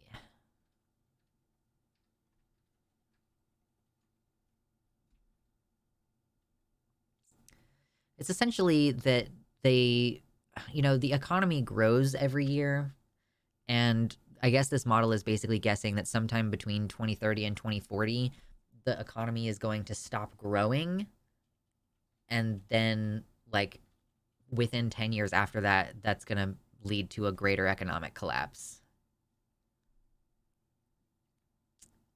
The US is at least a breadbasket country, so I wouldn't expect food issues to be worse here. So part of the reason why I believe that food issues are going to be a problem here in the US is we're going to have to move all of our manufacturing, sorry, we're going to have to move all of our agricultural industry northward, and that's going to be a process. We already have, you know, those big, like, giant things that just spin around in the field and make those perfect little circles, and they spray water and pesticides out of them. You know, we're going to have to move all this equipment, and we're going to have to cultivate land that is currently uncultivated. We might have to clear land that is currently uncleared, and that's going to be a process where we're going to be having areas that are declining agricultural output and not yet establishing areas that are going to be more habitable, because you'll have to keep moving north, more and more northward, essentially. I'm not saying that the US is no longer going to be able to produce food. That would be a wild exaggeration, especially because I'm planning on moving to somewhere in the US where I think I will be able to continue growing food despite these changes over the next 50 years. But yeah, the broad scale of moving that much industry from one place to the next, and the fact that this is not going to be done preemptively, that's the other thing. If, you know, you think, oh yeah, we just move the industry from here to there. Well, no. A bunch of money is first going to be put into trying to badly fix the problem in the local area where it's already happening. And like who is going to, are we going to economically incentivize people to move north? You know, are we going to say, yo, your farm in Texas, you know, you better sell that land and then buy new land in Nebraska? Like, how is this going to work? Who's going to subsidize this? The government, we have already been like repeatedly shown, is not preemptive about these things. They don't do things before the bad thing happens. That's what this whole system does. It's reactive. So it's not until you're completely unable to grow food anywhere in Texas that they start establishing more areas to grow food in Minnesota or something. You know, like, it just is going to be a problem for a bit at the very minimum. Food is already an issue here, not a supply issue, but a distribution issue. Of course, yeah, there's food deserts, huge waste, and companies aren't going to stop doing that just because people are starving. That too. They're not concerned. Don't doom her too much, though. We'll be fine. I resent the idea that, you know, 5 billion people facing global water shortages by the year 2050 and widespread economic collapse by 2040. Like, we will be fine if we make it to where we'll be fine. But I think that if you have the attitude of like, we'll be fine, don't worry about it, that's a different attitude than we'll be fine because we're working hard to make sure we will be fine. You know, like, there are already areas in the US where, because of pollution or because of climate change, we're not going to have access to water. You know, like water shortages are already affecting people. There are already climate refugees and climate migrants moving from places that are currently semi-habitable and moving into, like, so we're going to have more people in smaller areas as more and more of this area around the center of the planet becomes like inhospitable. So people are going to be moving more and more north. Like, we're going to have to build entire cities or really majorly expand cities to be able to account for the dramatic changes in population density. Like, can you try to imagine how the whole 50 states system of governance is going to work with the electoral college if there's basically no one living in the states south of Kansas?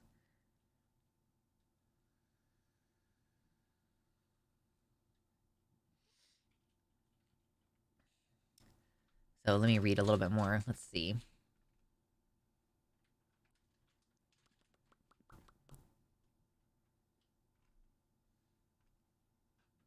So the new analysis by Harrington goes across 10 key variables, namely population, fertility rates, mortality rates, industrial output, food production, services, non-renewable resources, persistent pollution, human welfare, and ecological footprint. So these particular data closely aligned with two scenarios that were predicted by the MIT model, and the two scenarios show a halt in growth within a decade or so from now in 2020. Both scenarios thus indicate that continuing business as usual, that is, pursuing continuous growth, is not possible. Even when paired with unprecedented technological development and adoption, business as usual, as modeled by LTG, would inevitably lead to declines in industrial capital, agricultural output, and welfare levels within this country. Basically, what I'm trying to say is I think we need to choose degrowth before it chooses us, because it seems like it's going to.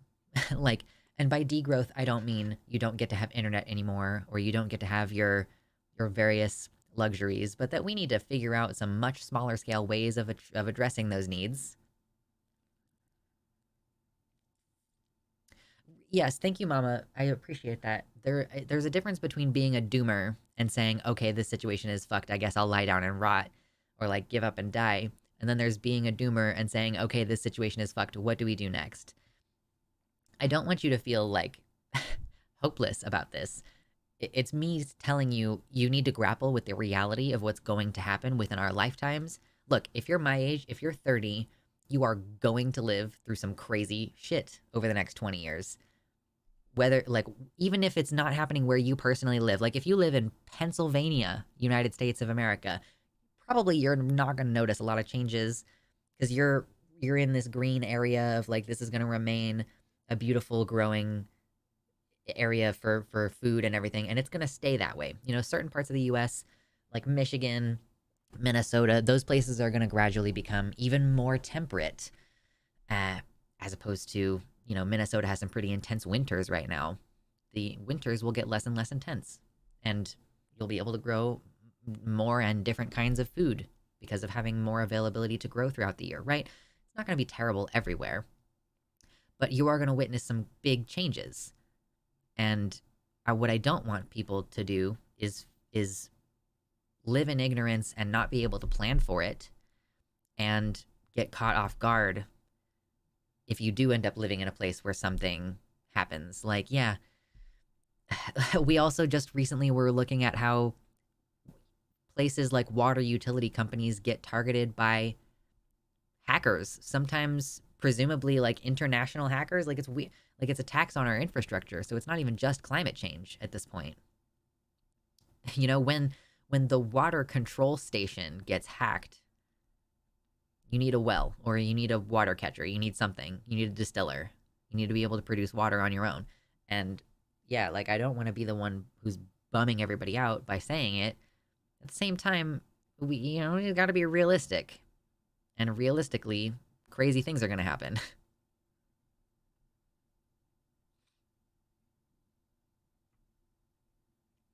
Is chat glitching?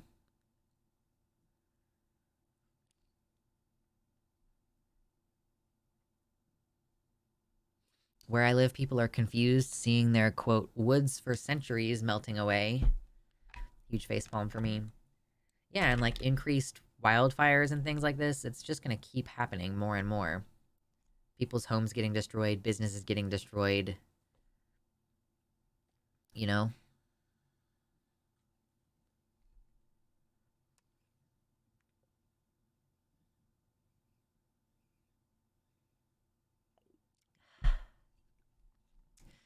It wasn't the Club of Rome that made this prediction, by the way.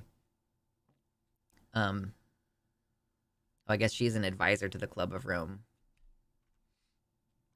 But yeah, I don't know. I mean, it's if you predict something 50 years ago and the model is still accurate today, I would say my assumption is that that model is going to continue to be accurate for the next 10 years because it's been accurate for 50 years. So there would have to be something would majorly have to change. And she did say, Gaia Harrington did say that if we made some big changes within the next 10 years, next 6 years now, that we could reverse course on this thing. But none of those changes have happened, and none of those changes are going to happen, and it doesn't matter who wins the 2024 election. No one's going to do anything about climate change. Pretending the ship isn't sinking won't save you, and neither will giving up. You got to get a lifeboat and get people onto it. That's what I'm trying to do. I'm trying to get the lifeboat, and I'm trying to get some of you people on it.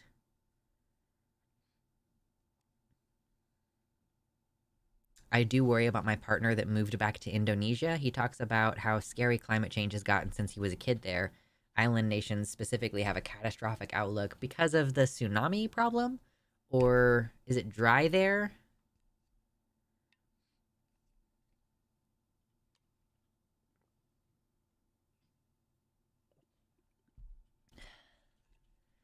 What the heck can they actually do if they can hack a water center?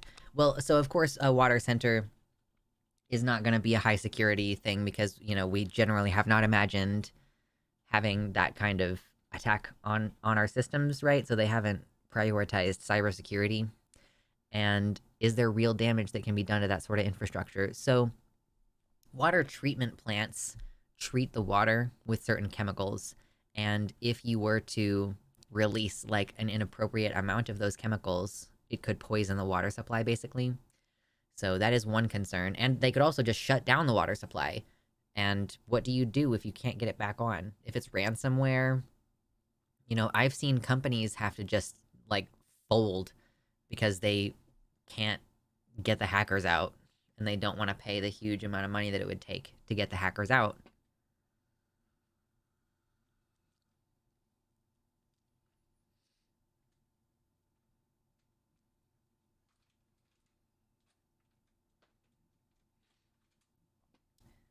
Rising sea levels are going to make, oh, they'll just make the islands themselves disappear. True. The water is also super contaminated in Indonesia. Bad air quality. It's a tropical jungle climate with heavy monsoons. Okay. Landslides wiping out cities. It's just going to get more and more intense globally. It's like they've been predicting it my entire life, and I am still shocked at the smoke in the air. Like, that I live in Kansas. We don't really have wildfires here, but the smoke hazes the air from Colorado. Like, not irregularly in the summer. I'm looking up and I'm like, why does the sky seem so hazy? And then I go look up the fire and smoke map that I check sometimes, and it's like, yeah, look at that. The smoke map is showing a big layer of smoke over the entire Midwest United States. Like, the areas that I'm considering moving to are not going to have less smoke in the air. Like, I'm just going to have to deal with there being a smoke season.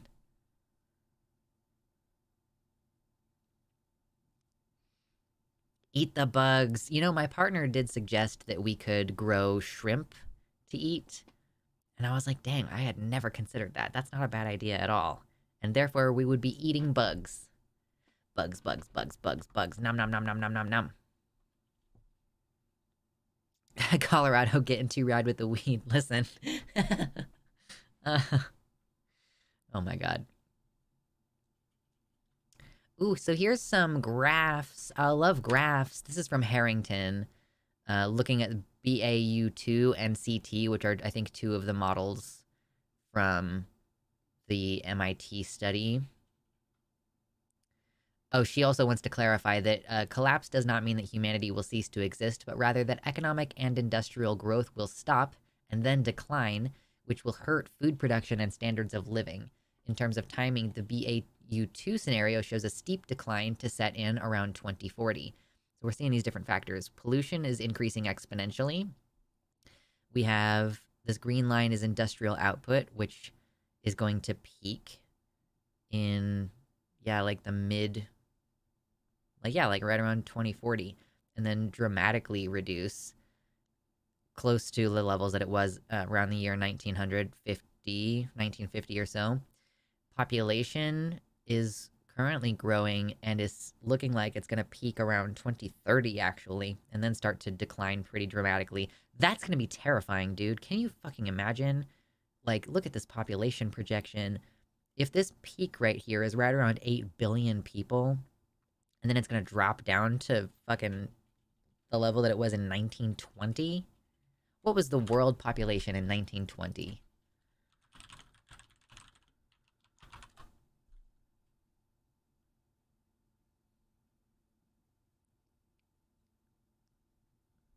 What was population by year? So in 1920, the world population in 1927, the world population hit 2 billion. What? Like, look at this graph, okay? Hold on, come back. Where are you? So this graph is showing, look, okay, this is the population. So this yellow line, that's the level of population, let's say in 1950. So, and this is showing, this prediction is that it's gonna level off a little bit down here. Level off and continue to decline slightly, according to this model. Damn. Oh, wait, no, wait. Oh, the yellow line is, food. I'm sorry, I can't read. I was like, is this the purple line or the yellow line? And I saw population pointing, and it's this blue line. Okay, so population is going to peak around 2040, and then decline to the level that it was... Still, yeah, the level that it was around 1950. What was the world population in 1950? 2.5 billion. So, is that just the... Yeah, that's crazy. That's crazy. And it, resources are going to continue to decline.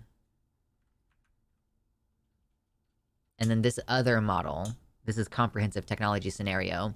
Economic decline still sets in around this date with a range of possible negative consequences, but this does not need a societal collapse as well. So again, like this is, let's look at the yellow line. This yellow line for food actually is a lot more hopeful. Pollution peaks and then goes down. Population remains fairly steady, starting in 2040.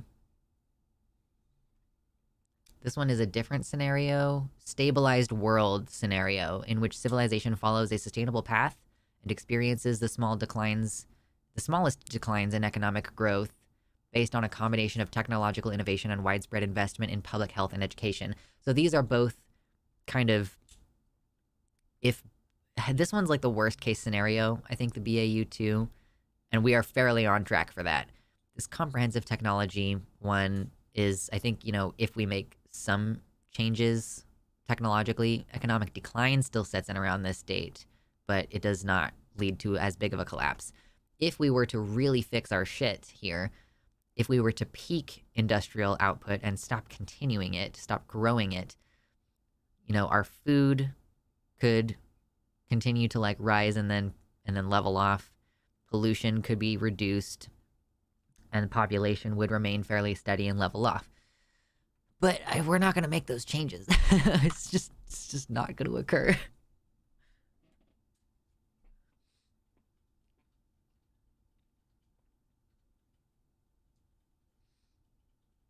Bugs are pretty favorable on the energy pyramid. Yeah.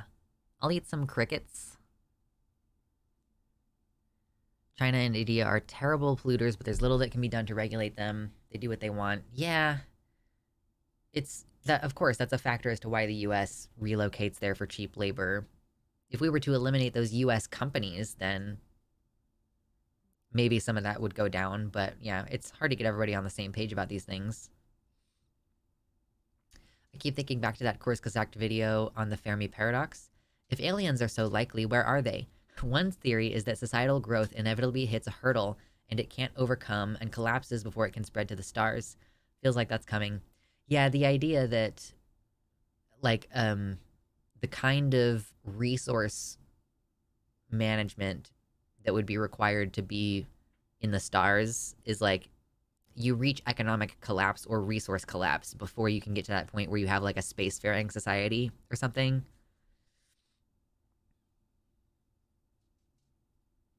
Doesn't fixing our shit mean that the executives will have to buy a yacht that's like 30 to 40 feet shorter? Think about the consequences. I know, I'm so sorry. The consequences of what I'm advocating for. Ah! Oh no! Oh god.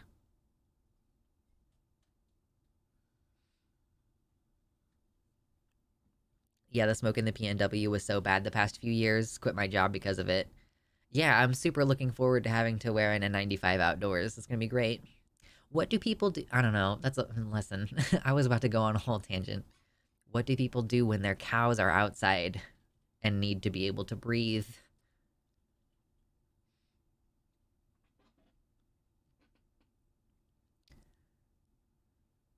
Yeah.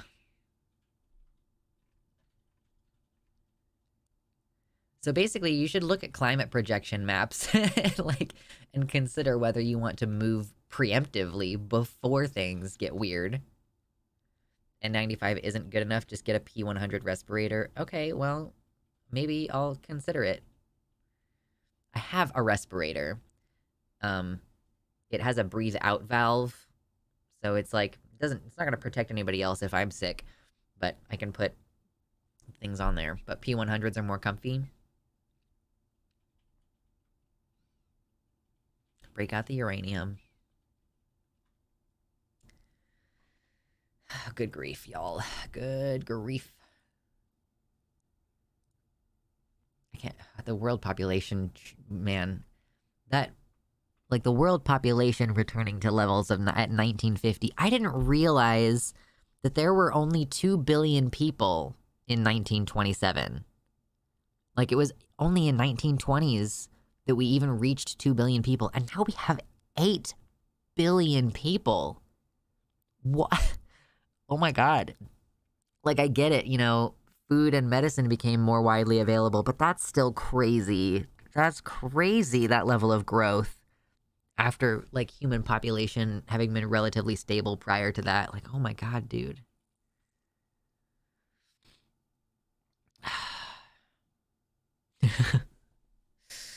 I was like, I don't want to talk about a bunch of depressing trans news. Talks about impending economic collapse. Listen, it's just an excuse for me to talk about my garden.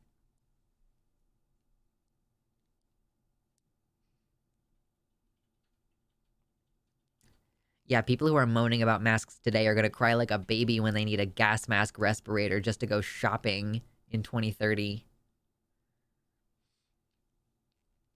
You had the Spanish flu and World War I by 1927. Also by 1950, you had World War II. This just makes me think that the population should not have... that limited population... No. Mersh. Those things may have limited population growth, but it's crazy that in 100 years, we quadrupled by billions. We quadrupled the world population of human beings. That's crazy to me. And that's, yeah, so we managed to quadruple the number of human beings, even considering that we had things happen that should have reduced the population. I wonder how much the eradication of smallpox contributed to population growth. Oh, I'm sure that vaccination was a huge part of it. But still, oh my god.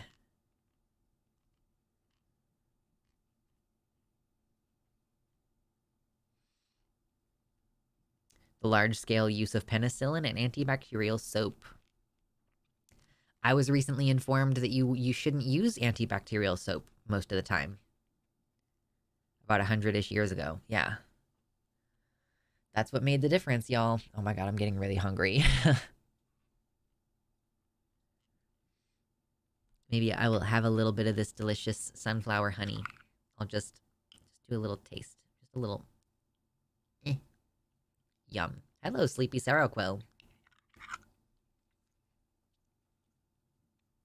Antibacterial soap is what's creating the superbugs. And you guys were telling me that it harms the local microbiome. Antibacterial soap is such a useless invention. Soap is already naturally antibacterial. I don't know what is soap made out of. I know that people can make soap at home. People do it. People have small businesses. I know that it uses fat, because I've seen Fight Club before. I know that it uses fat. I don't know what else goes into soap, though. What makes it soap. There's more cows than people, too, right? Are there really? I guess there would kind of have to be. Soap is a mix of oils and lye. Fat and lye. And lye is a product... It is made by burning. Is like ash? Is it like fat and ash?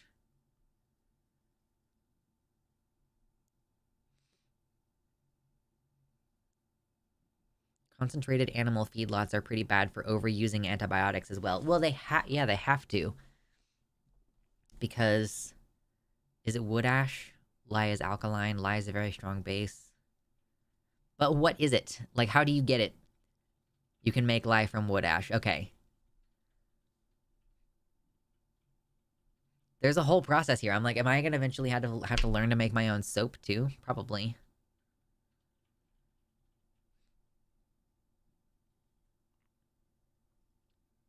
Soap molecules have one end that's hydrophobic, like fat, and one end that's hydrophilic to carry the fat away with water. It naturally tears open microbe cell membranes. Cool. Sodium hydroxide is lye. Just running water through wood ash for lye. So do you run the water through it, through the wood ash, and then the water that you have is now lye, and you mix that with fat to make some kind of soap? I don't understand. I'm gonna have to look it up. Because, you know, I'm sure I'll have plenty of wood ash. Fires are good. Listen, oh my god, if I own, like, 30, 40, 50 acres of land, you bet there's gonna be at least one pretty sizable fire pit somewhere. Even if it's just for me and my personal enjoyment. There has to be a fire pit. I'm not gonna learn soap making, I'm just gonna embrace girl smell. Good luck. Haven't researched in a while, don't know if you have to concentrate. It's soap making stream. You guys, you know those videos where the person, like, cuts the soap? Oh my god, I don't know why those are so satisfying, but they are. But I don't know how to make soap. I'm not gonna do soap making content until I have the acres. You know what I mean? Until I have my land. It's called lime water. Ancient Celts used it to bleach their hair. Oh. Be careful, lye is extremely dangerous to work with. Yeah, that's what he burned his hand with, right? In the Fight Club movie.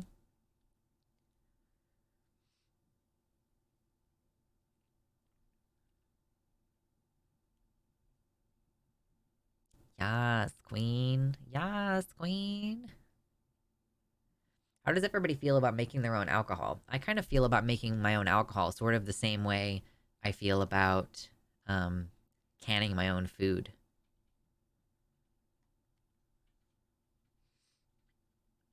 First thing I did after buying my .09 acres of suburban land was make a fire pit.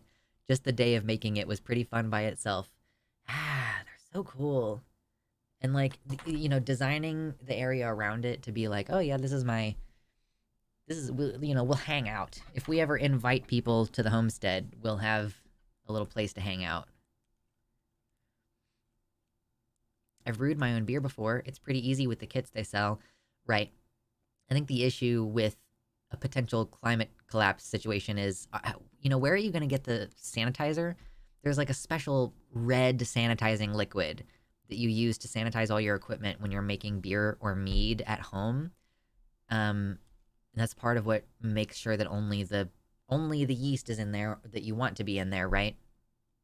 But yeah, it's problematic. I'm currently canning butter. Ooh. Important to keep shaking it as it cools back down so it all comes together. Nice. You could use heat instead to sanitize your stuff. Okay, just like boiling water to sanitize your stuff. I make cider and mead with caramelized honey. What? What is caramelized honey? Yeah, alcohol is naturally antibacterial. Yeah, I know. But that's assuming that you get enough yeast in there to make your alcohol happen.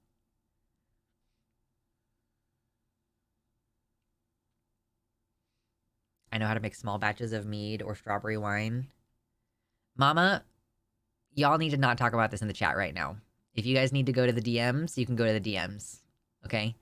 We're not talking about this right now. Okay? Dormiu and Mama, go to DMs. I have an Instant Pot. What do you need an Instant Pot for? In this, what do we... No, it's you're fine, Mama. You didn't know. You're fine. I'm not getting on your case. It's just like, there's some stuff happening, and I don't want conversation in the chat about it right now. Okay? We'll talk about it later. Oh, good for canning.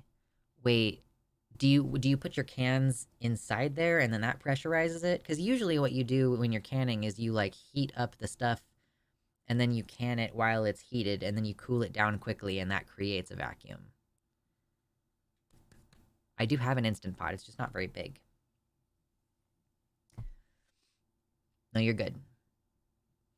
Just be good, okay? The whole situation, I haven't decided how I'm gonna discuss it on my platform yet. I got into some conversations on Twitter that I didn't plan on getting into today, and when I decide to talk about it on my platform, I'm gonna be very choosy about how I address the issue. So, I just don't want to say anything I'm not ready to make public yet. I would get a whole ass pressure cooker from doing a lot of canning because of the space, but an Instant Pot is good for starting out. Another way is to can the stuff hot and then put it into the pressure cooker for a bit over an hour to sterilize the whole process. Oh, it's to sterilize it. Okay. There's also airborne wild yeast, which is how beer was originally made. You could skim off the foam and reuse it to make more beer batches. Oh, I didn't think about that. Oh, I guess that's basically what's happening in a sourdough, right? Like, you feed your sourdough starter, and then you take some of the stuff off the top, and, like, you use that to make your bread, right? Caramelized mead is called... Oh, wait. Caramelized mead is called bochet. You boil the honey to your color of choice, and it adds darker, richer flavor to the mead. So you're concentrating the honey. Caramelized honey is called bochet, I think is what you're meant to say.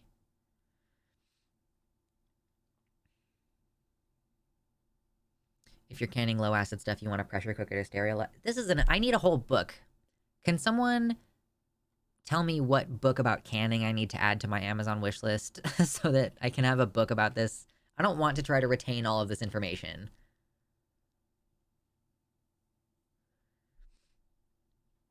That's also how you make vinegar. You reuse the mother of vinegar skin.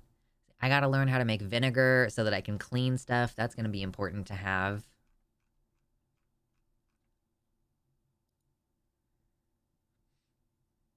Man, I don't want to have to learn all these things. I do, though. It's gonna be exciting. It's gonna be fun to have a bunch of different little skills.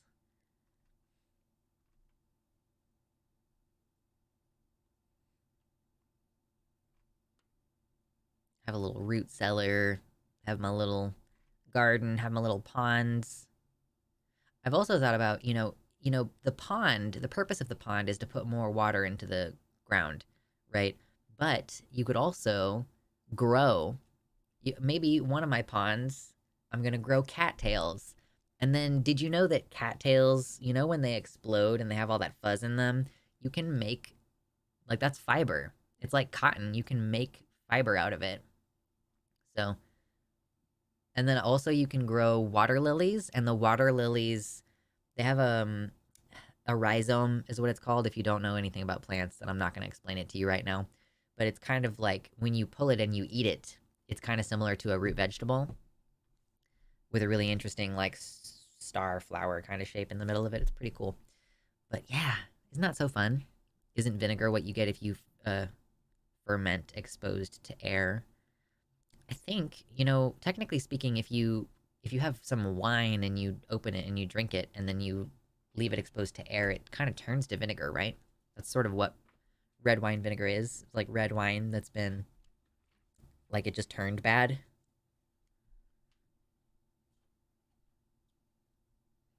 Some recipes for pine pitch glue use the fibers from cattails. Pine pitch glue? I'm assuming that that's glue made from pine sap and cattail fibers or other fibers.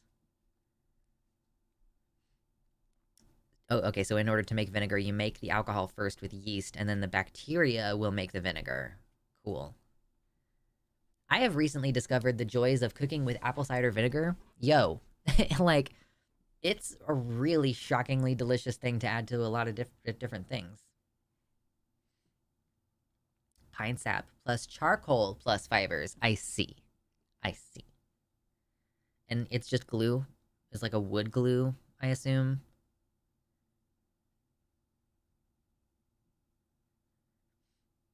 I bet that there's pine trees in the Pacific Northwest. I bet I would put money on the idea. It's weatherproof. So do you treat wood with it or something? I make different vinegars based on fruits. Ooh, that sounds yummy. You can make a seal with it. Okay. Hmm.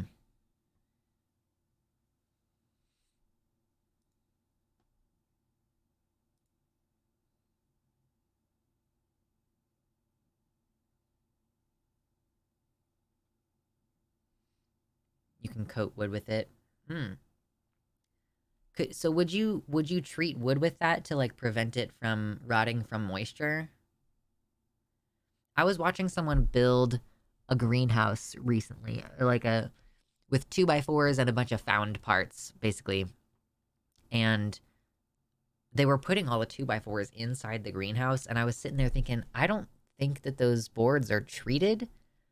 So how do you like you're not really thinking ahead about this wood rotting out in the future. You know what I mean? Like if you're keeping the wood in a very humid environment with a bunch of plants, and the point is for it to be hot and humid in there. It just seems like that greenhouse is not going to last very long.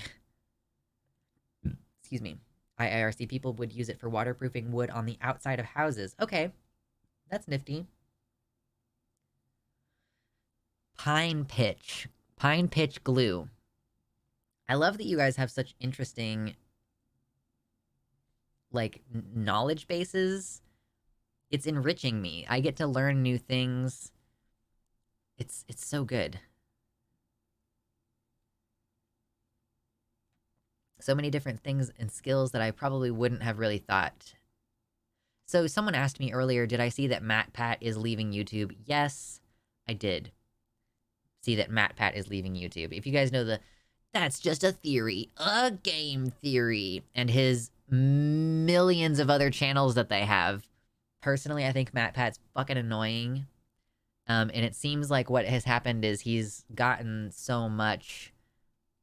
Like, he's got so many channels to manage now that he probably is just not going to be present in the videos, but is moving to a management position. It's really interesting.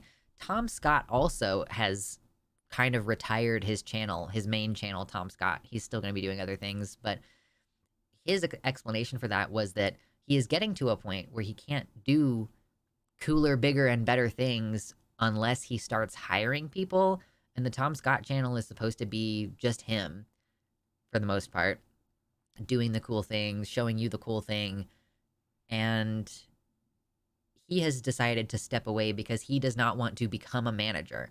And so it seems to me as though Tom Scott and MatPat are leaving for like the same but opposite reasons. You know what I mean?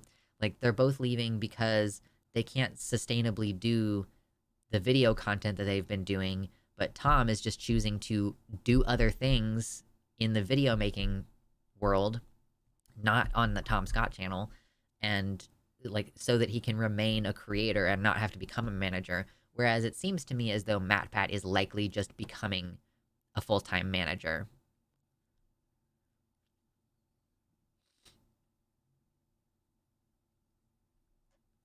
Ooh, that's a really cool idea. Once you are stable somewhere, call your local glass shop. They replace a lot of sliding glass doors and have a ton of the removed pieces that are tempered glass. You can often get huge panels of glass for $10 to $20 to make your greenhouse. What would you need to... How would you bind it together? It's just glass, but like how... I don't really know a lot about how to build greenhouses yet. The ones that I've seen that are kind of the really expensive manufactured ones, they're metal and glass. They gotta degrowth their channels. That's what Tom Scott's doing. Tom Scott's going for degrowth. MatPat pursuing infinite growth. That's a good idea, though. To use, to like, just find scrap glass. Because the shitty greenhouse that I saw the dude building with found parts and 2x4s, like, all of his window panes were clearly, like, windows that had come off of some barn or some really old house. I know, I'll just build a house and paint it green. That's my bad. Do I want to paint my house the color of the trees surrounding it? Just make it even harder to locate? Listen, I don't want these deep state people being able to find me on the satellite. Green roof. I'm gonna grow so much moss on my roof so that I can hide. Those are jokes. Those are jokes. Oh, good grief. What else should we talk about for today? I didn't have a super robust plan, and I am honestly not going to be terribly surprised if I just decide to stop at 7 tonight. Because, man, it's just a deluge of bad news today. A moss roof sounds unironically awesome. It's hard to grow moss in direct sunlight, I think. Whoa, Sapphic Hive Mind, welcome to the website. Luxander is live, it's true. Can we talk about the Boeing plane? Sure. I don't really have a lot to say about it.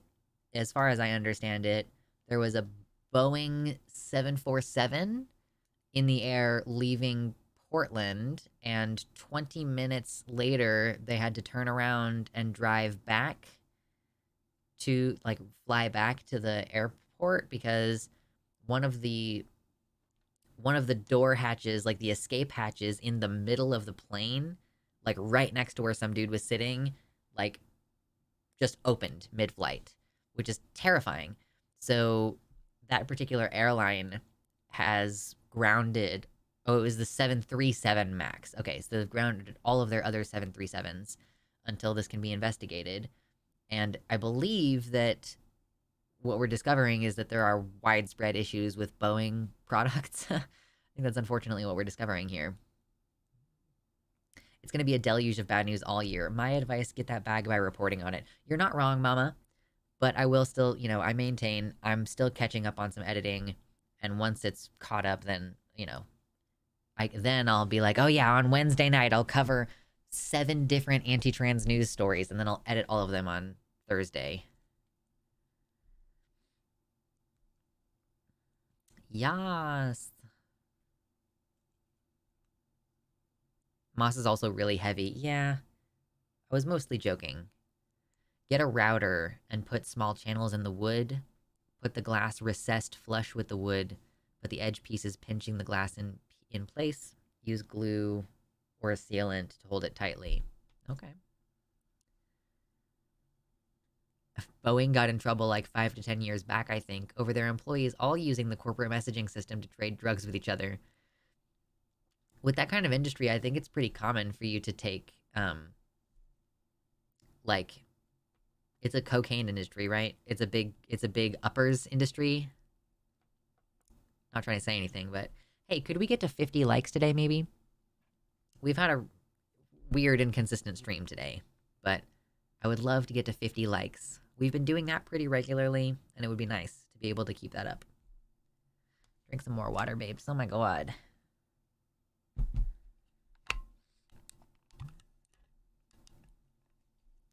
So, like, I don't have a lot of,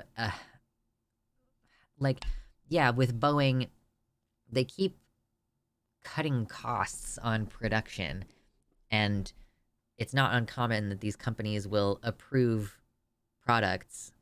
Like, I know someone who previously worked at a place that did welding of big industrial things similar to parts of airplanes. I don't know if they actually did parts of airplanes. But yeah, sometimes people want to push through a quick, shoddy job. And it's like, that's not good enough. That's not, like, you can't. And so that's, how many contractors does Boeing have making all the individual parts of their planes? And every single one of those contractors is incentivized to get the job done as quick and dirty as possible in order to make their bid.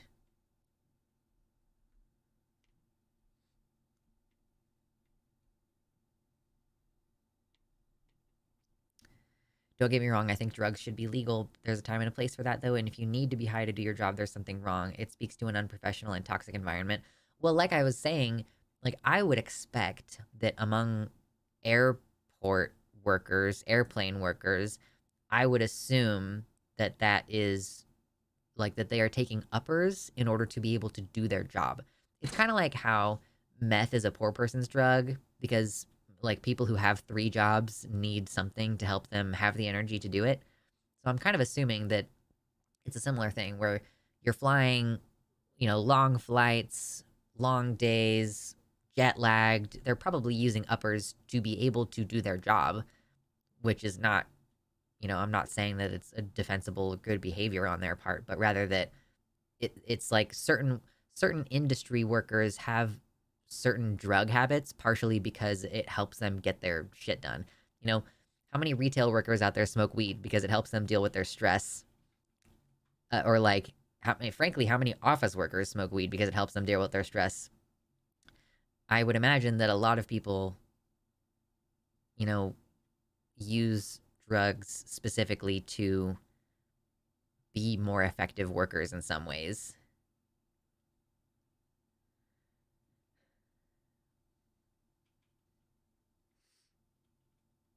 Hey, 50 likes achieved. We've done it. We did it. And we've made like $35. Vyvance's rich people meth. Oh my god, yeah, it's $300 a month. Are we talking about drug use at work? Did you see the piece about Elon's drug use at Twitter? No. What? I haven't seen this.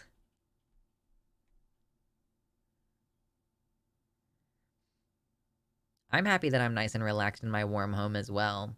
The winter weather is finally kind of starting to be a thing in Kansas in January it tends to hit. So it's been snowy this week. It's also about to get really effing cold. And I do know folks who lost power. I'm very grateful that we haven't lost power at any point this week. Fingers crossed, because it's going to be even colder this weekend. Even colder. I gotta look up this Elon drug use at Twitter thing? Oh, nope, she got it for me.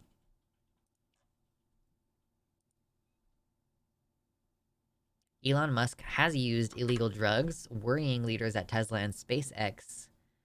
They fear that his use of drugs, including LSD, cocaine, ecstasy, mushrooms, and ketamine, could harm his companies. Bro, how many drugs do you need to do? That's so many. Because weed is still federally illegal, Elon smoking weed as the CEO of SpaceX caused them as government contractors to be required to undergo drugs testing, specifically him smoking weed with Joe Rogan. So if he had not been the CEO of SpaceX when he did that, then his entire company wouldn't be undergoing drug testing. That's pretty funny.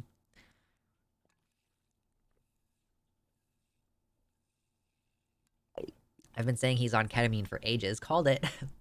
Delusions of grandeur are a symptom of heavy ketamine use. Does he have delusions of grandeur because of the drug use or because of the narcissism? It's hard to tell. Oh, no, hair stuck behind me. There we go.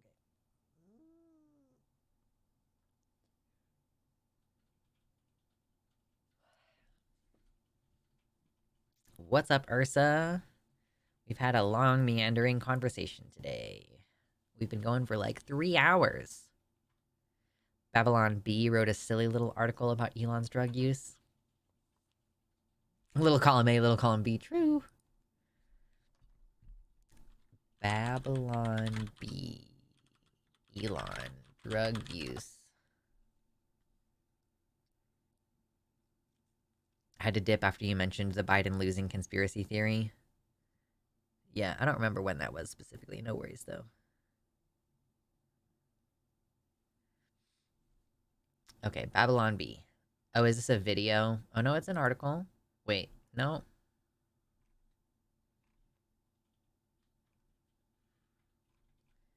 Is it just a video? Babylon B. Oh my god, this is a 2-hour long video.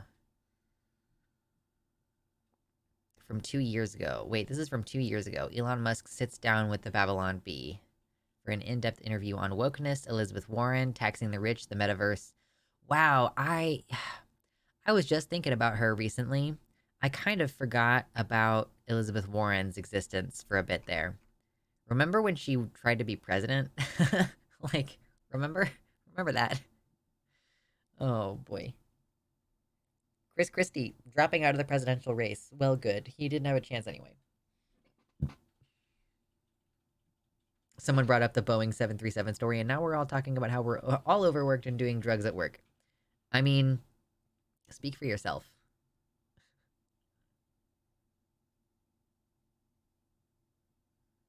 I know that narcissism and manic episodes can often manifest similarly to drug use. Yeah. But he is on lots of drugs, apparently. Like, allegedly, according to that article, so who knows?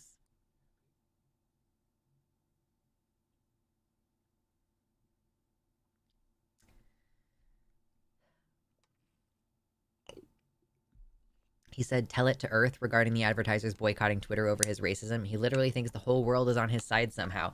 Tell it to Earth, man.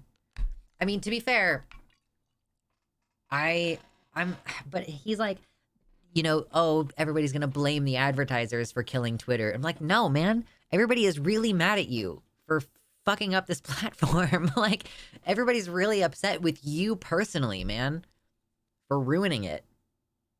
Maybe not everybody. All the neocons are really happy about it.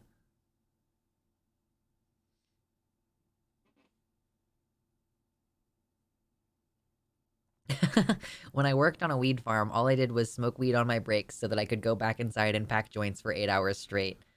I feel like if there's any job where you're gonna smoke on your breaks, it's like, yeah, if you're just sitting there. I've seen a video of how they pack. It's those pre-rolls, right? The like, it's a instead of like how people how people used to roll their own cigarettes, and like also a lot of people roll their own joints, obviously, because it's not like you buy a joint from a place. But yeah, I feel like, yeah, if you're gonna be just sitting somewhere making pre-rolls, that's the perfect job to just be like, I'm really chilled out right now.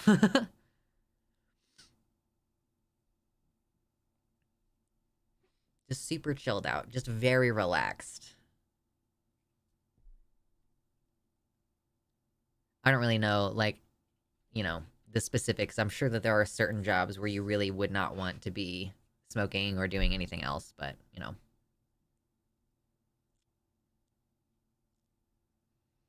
True, it's the class difference. Rich people can have an entire news article posted about how they do illegal drugs at work, and the cops won't do shit. Meanwhile, a black teenager will be, quote, suspected of having drugs just for walking down the street. They gave us sample joints to smoke on breaks so that we could then label sativa, indica, or hybrid, because those labels are a lie. They needed to know the effects so they could then label them. So we would be the testers. Bro, not only do you work at the weed farm and you get to just like sit there making pre-rolls all day, but you also are like the testers. So the idea of like what Avi is claiming here is that the idea of indica and sativa is fake, genetically speaking, and is only true insofar as they have people tell them what effects it has. Later, Dormy, you have a good night. Yeah, it's pretty silly. It's pretty ridiculous. Oh my goodness. Oh, man, I don't mean to run my fingers through my hair. It's gonna mess up my waves. Shiny, healthy waves. Frizzy, but we're trying. We're trying some new things. Yeah, it's got some shininess to it. Shiny, shiny. I'd rather be shiny. Elon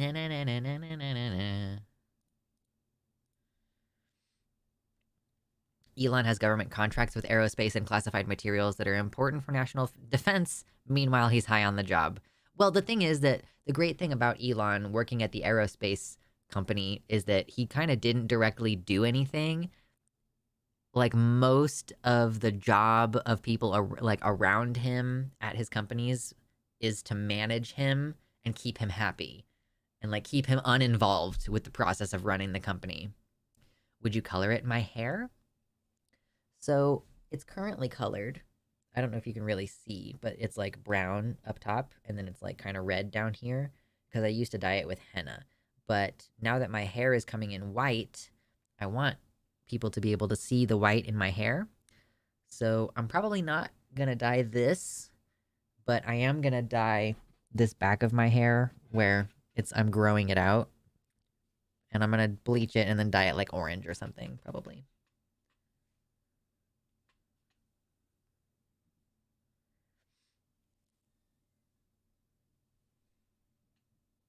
Yeah, Atreyu says, being blazed as a mechanic would not be recommended, IMO. As a night watch for a warehouse, that would be perfect.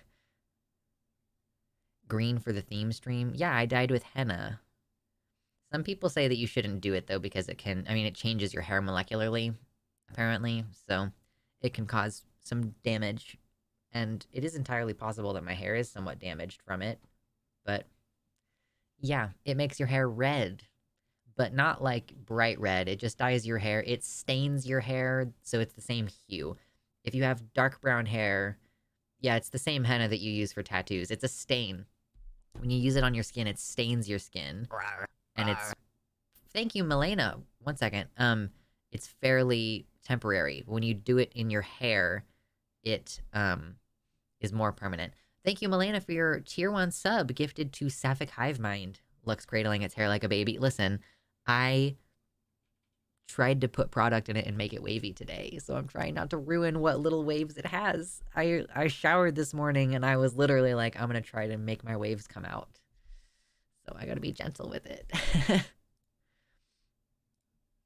Thank you, Milena. That brings us up to $40 for today's stream. Look at us. Trucking along. Love that. Purple uwu, I don't want to do purple. And I also don't want to do green. I think I'm going to do orange. Because I've never done bright orange hair before. And then, yeah, you can't re-dye this because if you've already hennaed your hair and then you bleach it, your hair will fall apart like cotton candy. So. Dye it white.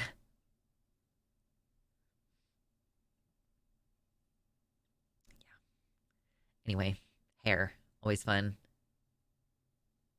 As a former cosmetology student, don't use henna in your hair. It will fuck it up and leave it dry and brittle. I always really felt like it was a deep conditioning kind of thing. It would, like, be a weird texture for a couple days, but I was like, it always seemed so healthy. But maybe that's just because I was younger and healthier. My hair is gray and turning white naturally. Yeah, my hair is, like, brown. And it is turning, like, white silver. I don't know if you can see any of it, but, like, it's starting to show up here in the front a bit. Let me see if I can see myself. There's, like, some along the edges here. Of course, it'll become more obvious the more white hairs start growing in. I definitely do have some. It's just about whether you can see them or not.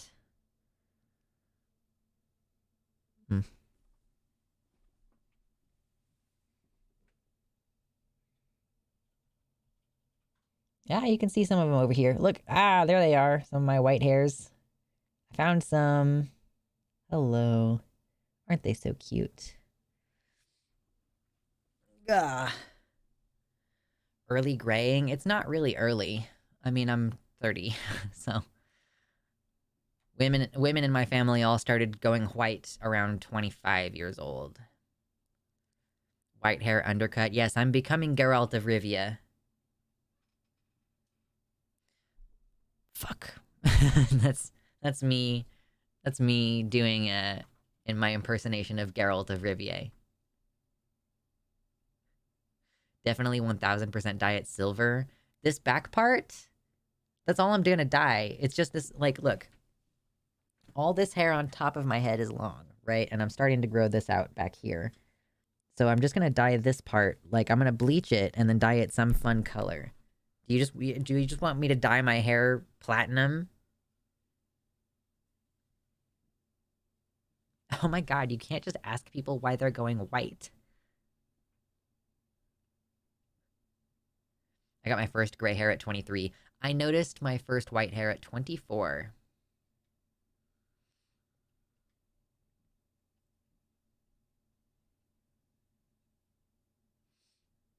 Any hoozle. Gold? You guys want me to dye my hair gold? How does that even work? I gotta, like, spray it to make it gold. Oh, God. I love gold. The look of it, the taste of it, the smell of it, the texture. I love gold so much, I even lost my genitalia in an unfortunate smelting accident. Sure, everyone thinks I've just lost my mind. That was an Austin Powers Goldmember reference. Twink Link. Twink Link. It's fun how that rhymes, isn't it?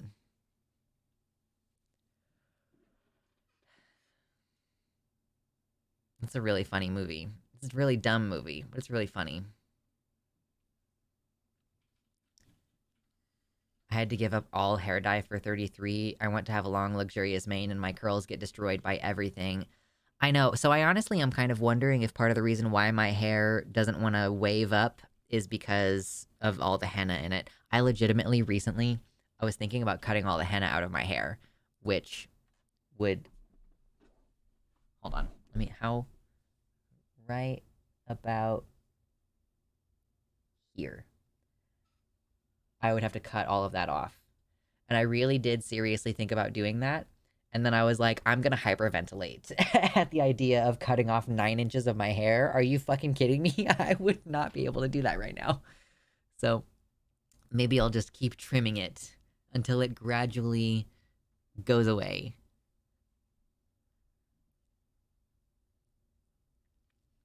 Vape and a biscuit? True.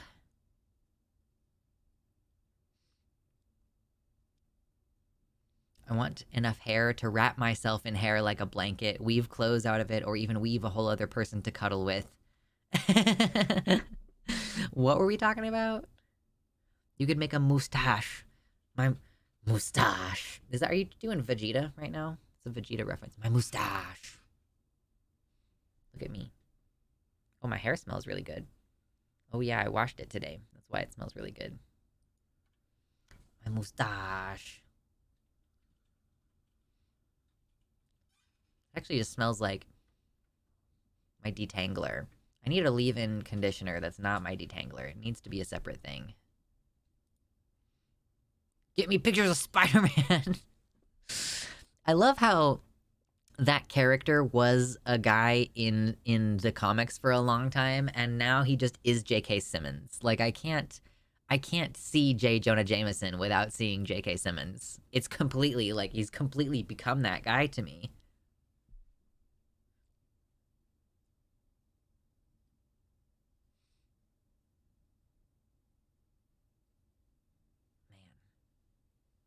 I do love how they incorporated him. You know, the J. Jonah Jameson from the Sam Raimi Spider-Mans was J.K. Simmons, obviously, and then they brought him back for Spider-Man No Way Home. He was like an Alex Jones type, which I thought was a really interesting choice for the movie to make. I grow a silver mustache and goatee hairs if I don't shave. It helps that silver is harder to see. Yeah. Before JK returned to the MCU, people were banding about Bob Odenkirk as J. Jonah Jameson, and I thought that would have been good. But I don't know who that is. Bob Odenkirk. Oh, I mean, yeah, sure. I mean, yeah, sure. Sure, I guess, sure. Yeah, but I mean, you know, you just can't replace J.K. Simmons. He's the GOAT. Oh my god, I need to watch Invincible. Speaking of J.K. Simmons, I love that J.K. Simmons is an old dude, but they got him to play, like, this, like, basically one of the main characters of a super cool comic adaptation. Just great. I need to catch up on Invincible. I haven't yet. There's 4 episodes out, and I think there's supposed to be another 4 episodes coming out sometime in early 2024, so who the fuck knows when that's gonna happen. Second half of Invincible Season 2. When? Sometime in 2024. Okay, that's all we know.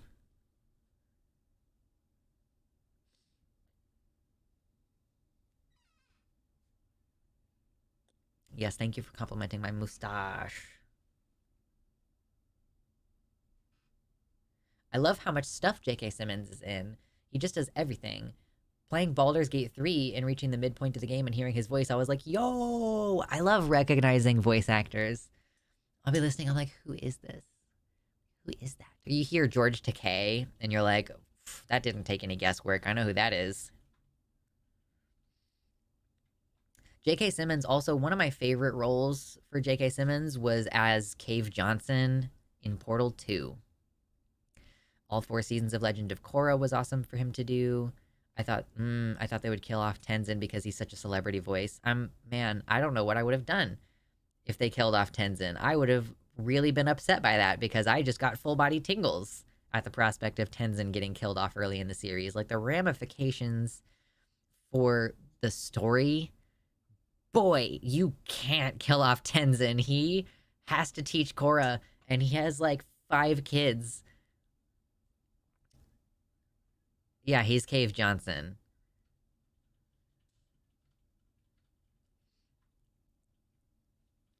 I have the least gray in my hair of the 3 kids for being 33.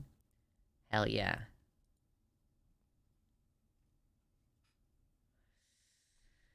Any hoozle. You know, guys, I've been having a fun time tonight. It's been a good time. I'm gonna, yeah, when life gives you lemons, what are you doing? I'm gonna burn your house down with the lemons. And GLaDOS is like, yeah, you tell him.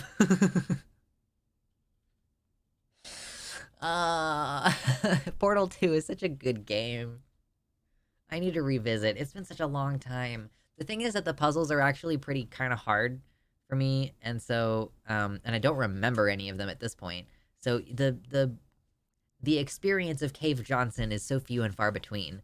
I probably should just watch a video compiling all the times Cave Johnson speaks in that game, and then I'll get what I wanted from it without having to spend 2 hours playing the game from beginning to end.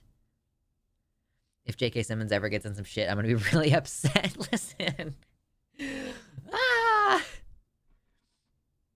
I think there's a reason why, like, A-list celebrities are A-list and B-list celebrities are B-list, is like, I think A-list celebrities, the type of person who becomes an A-list celebrity is also the type of person who does weird, abusive shit, you know? He also did extra bonus lines for the community maps on Baldur's Gate 3 or Portal 2. Oh, if you play the community maps on Portal 2, he's just there talking about stuff. I love him so much. Oh, he's just so wholesome. I love him. He's one of like 3 male actors that I like who I'm going to be really upset when they die. I'm going to be really upset when Sir Patrick Stewart dies. I'm going to be really, really, really upset when Sir Ian McKellen dies. And I'm going to be quite upset when J.K. Simmons dies. Like, listen, I'm going to have to take a minute. I'm going to have to take a moment. Ah, man. Sir Ian McKellen, though, is going to be really, that's going to really mess me up. I'm like, I know, it's like my granddad dying. I'm like, I'm going to be really upset by that. I haven't played many of the community maps on Portal 2, though, so I've missed on some of the additional dialogue. I didn't even know that he did additional dialogue for the community stuff. Lovely. Lovely. Ian McKellen is all of our granddads. I know. Did you guys know that he has prostate cancer? And it's apparently, like, not a big deal. He's just kind of, he just gets it checked every year, and it's fine. But, yo, he just has prostate cancer. I guess it's, like, such a not big deal that, like, it's been, like, 10 years since the interview I saw where he was talking about having been diagnosed with it. My grandpa has that, too. Yeah, I didn't know that there was any type of cancer that you could just kind of chill and live with and, like, it's kind of whatever. But prostate cancer is one of them. Big scare at the time, but he's been fine for years now. Oh, so your granddad, like, got treatment and doesn't have prostate cancer anymore? I mean, Sir Ian McKellen is just like, yeah, I just have cancer. I just kind of have it. Whatever. If it gets bigger, then we'll take care of it, I guess, is sort of, it's just been, like, stable for a long time. But it reminds me of, like, Herb Kazzaz's ass cancer a little bit, you know? remission.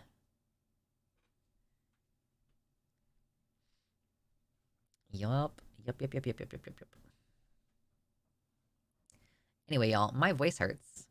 So I am gonna wrap for now, I think. I know it's a little bit early tonight, but we still have had, 3 hours. Minus the half an hour at the beginning of the show that we couldn't get it to work correctly. But I'm gonna get myself some food and edit some more videos and continue posting regular content for you guys. I hope that you are enjoying all of the... No, Herb did not die from his ass cancer. He went into remission from his ass cancer and immediately got hit by a peanut truck and died from his peanut allergy. That's actually what happened. He didn't even die in a car accident. He died from the peanuts in the truck in the car accident. Listen, guys, that show is very stupid.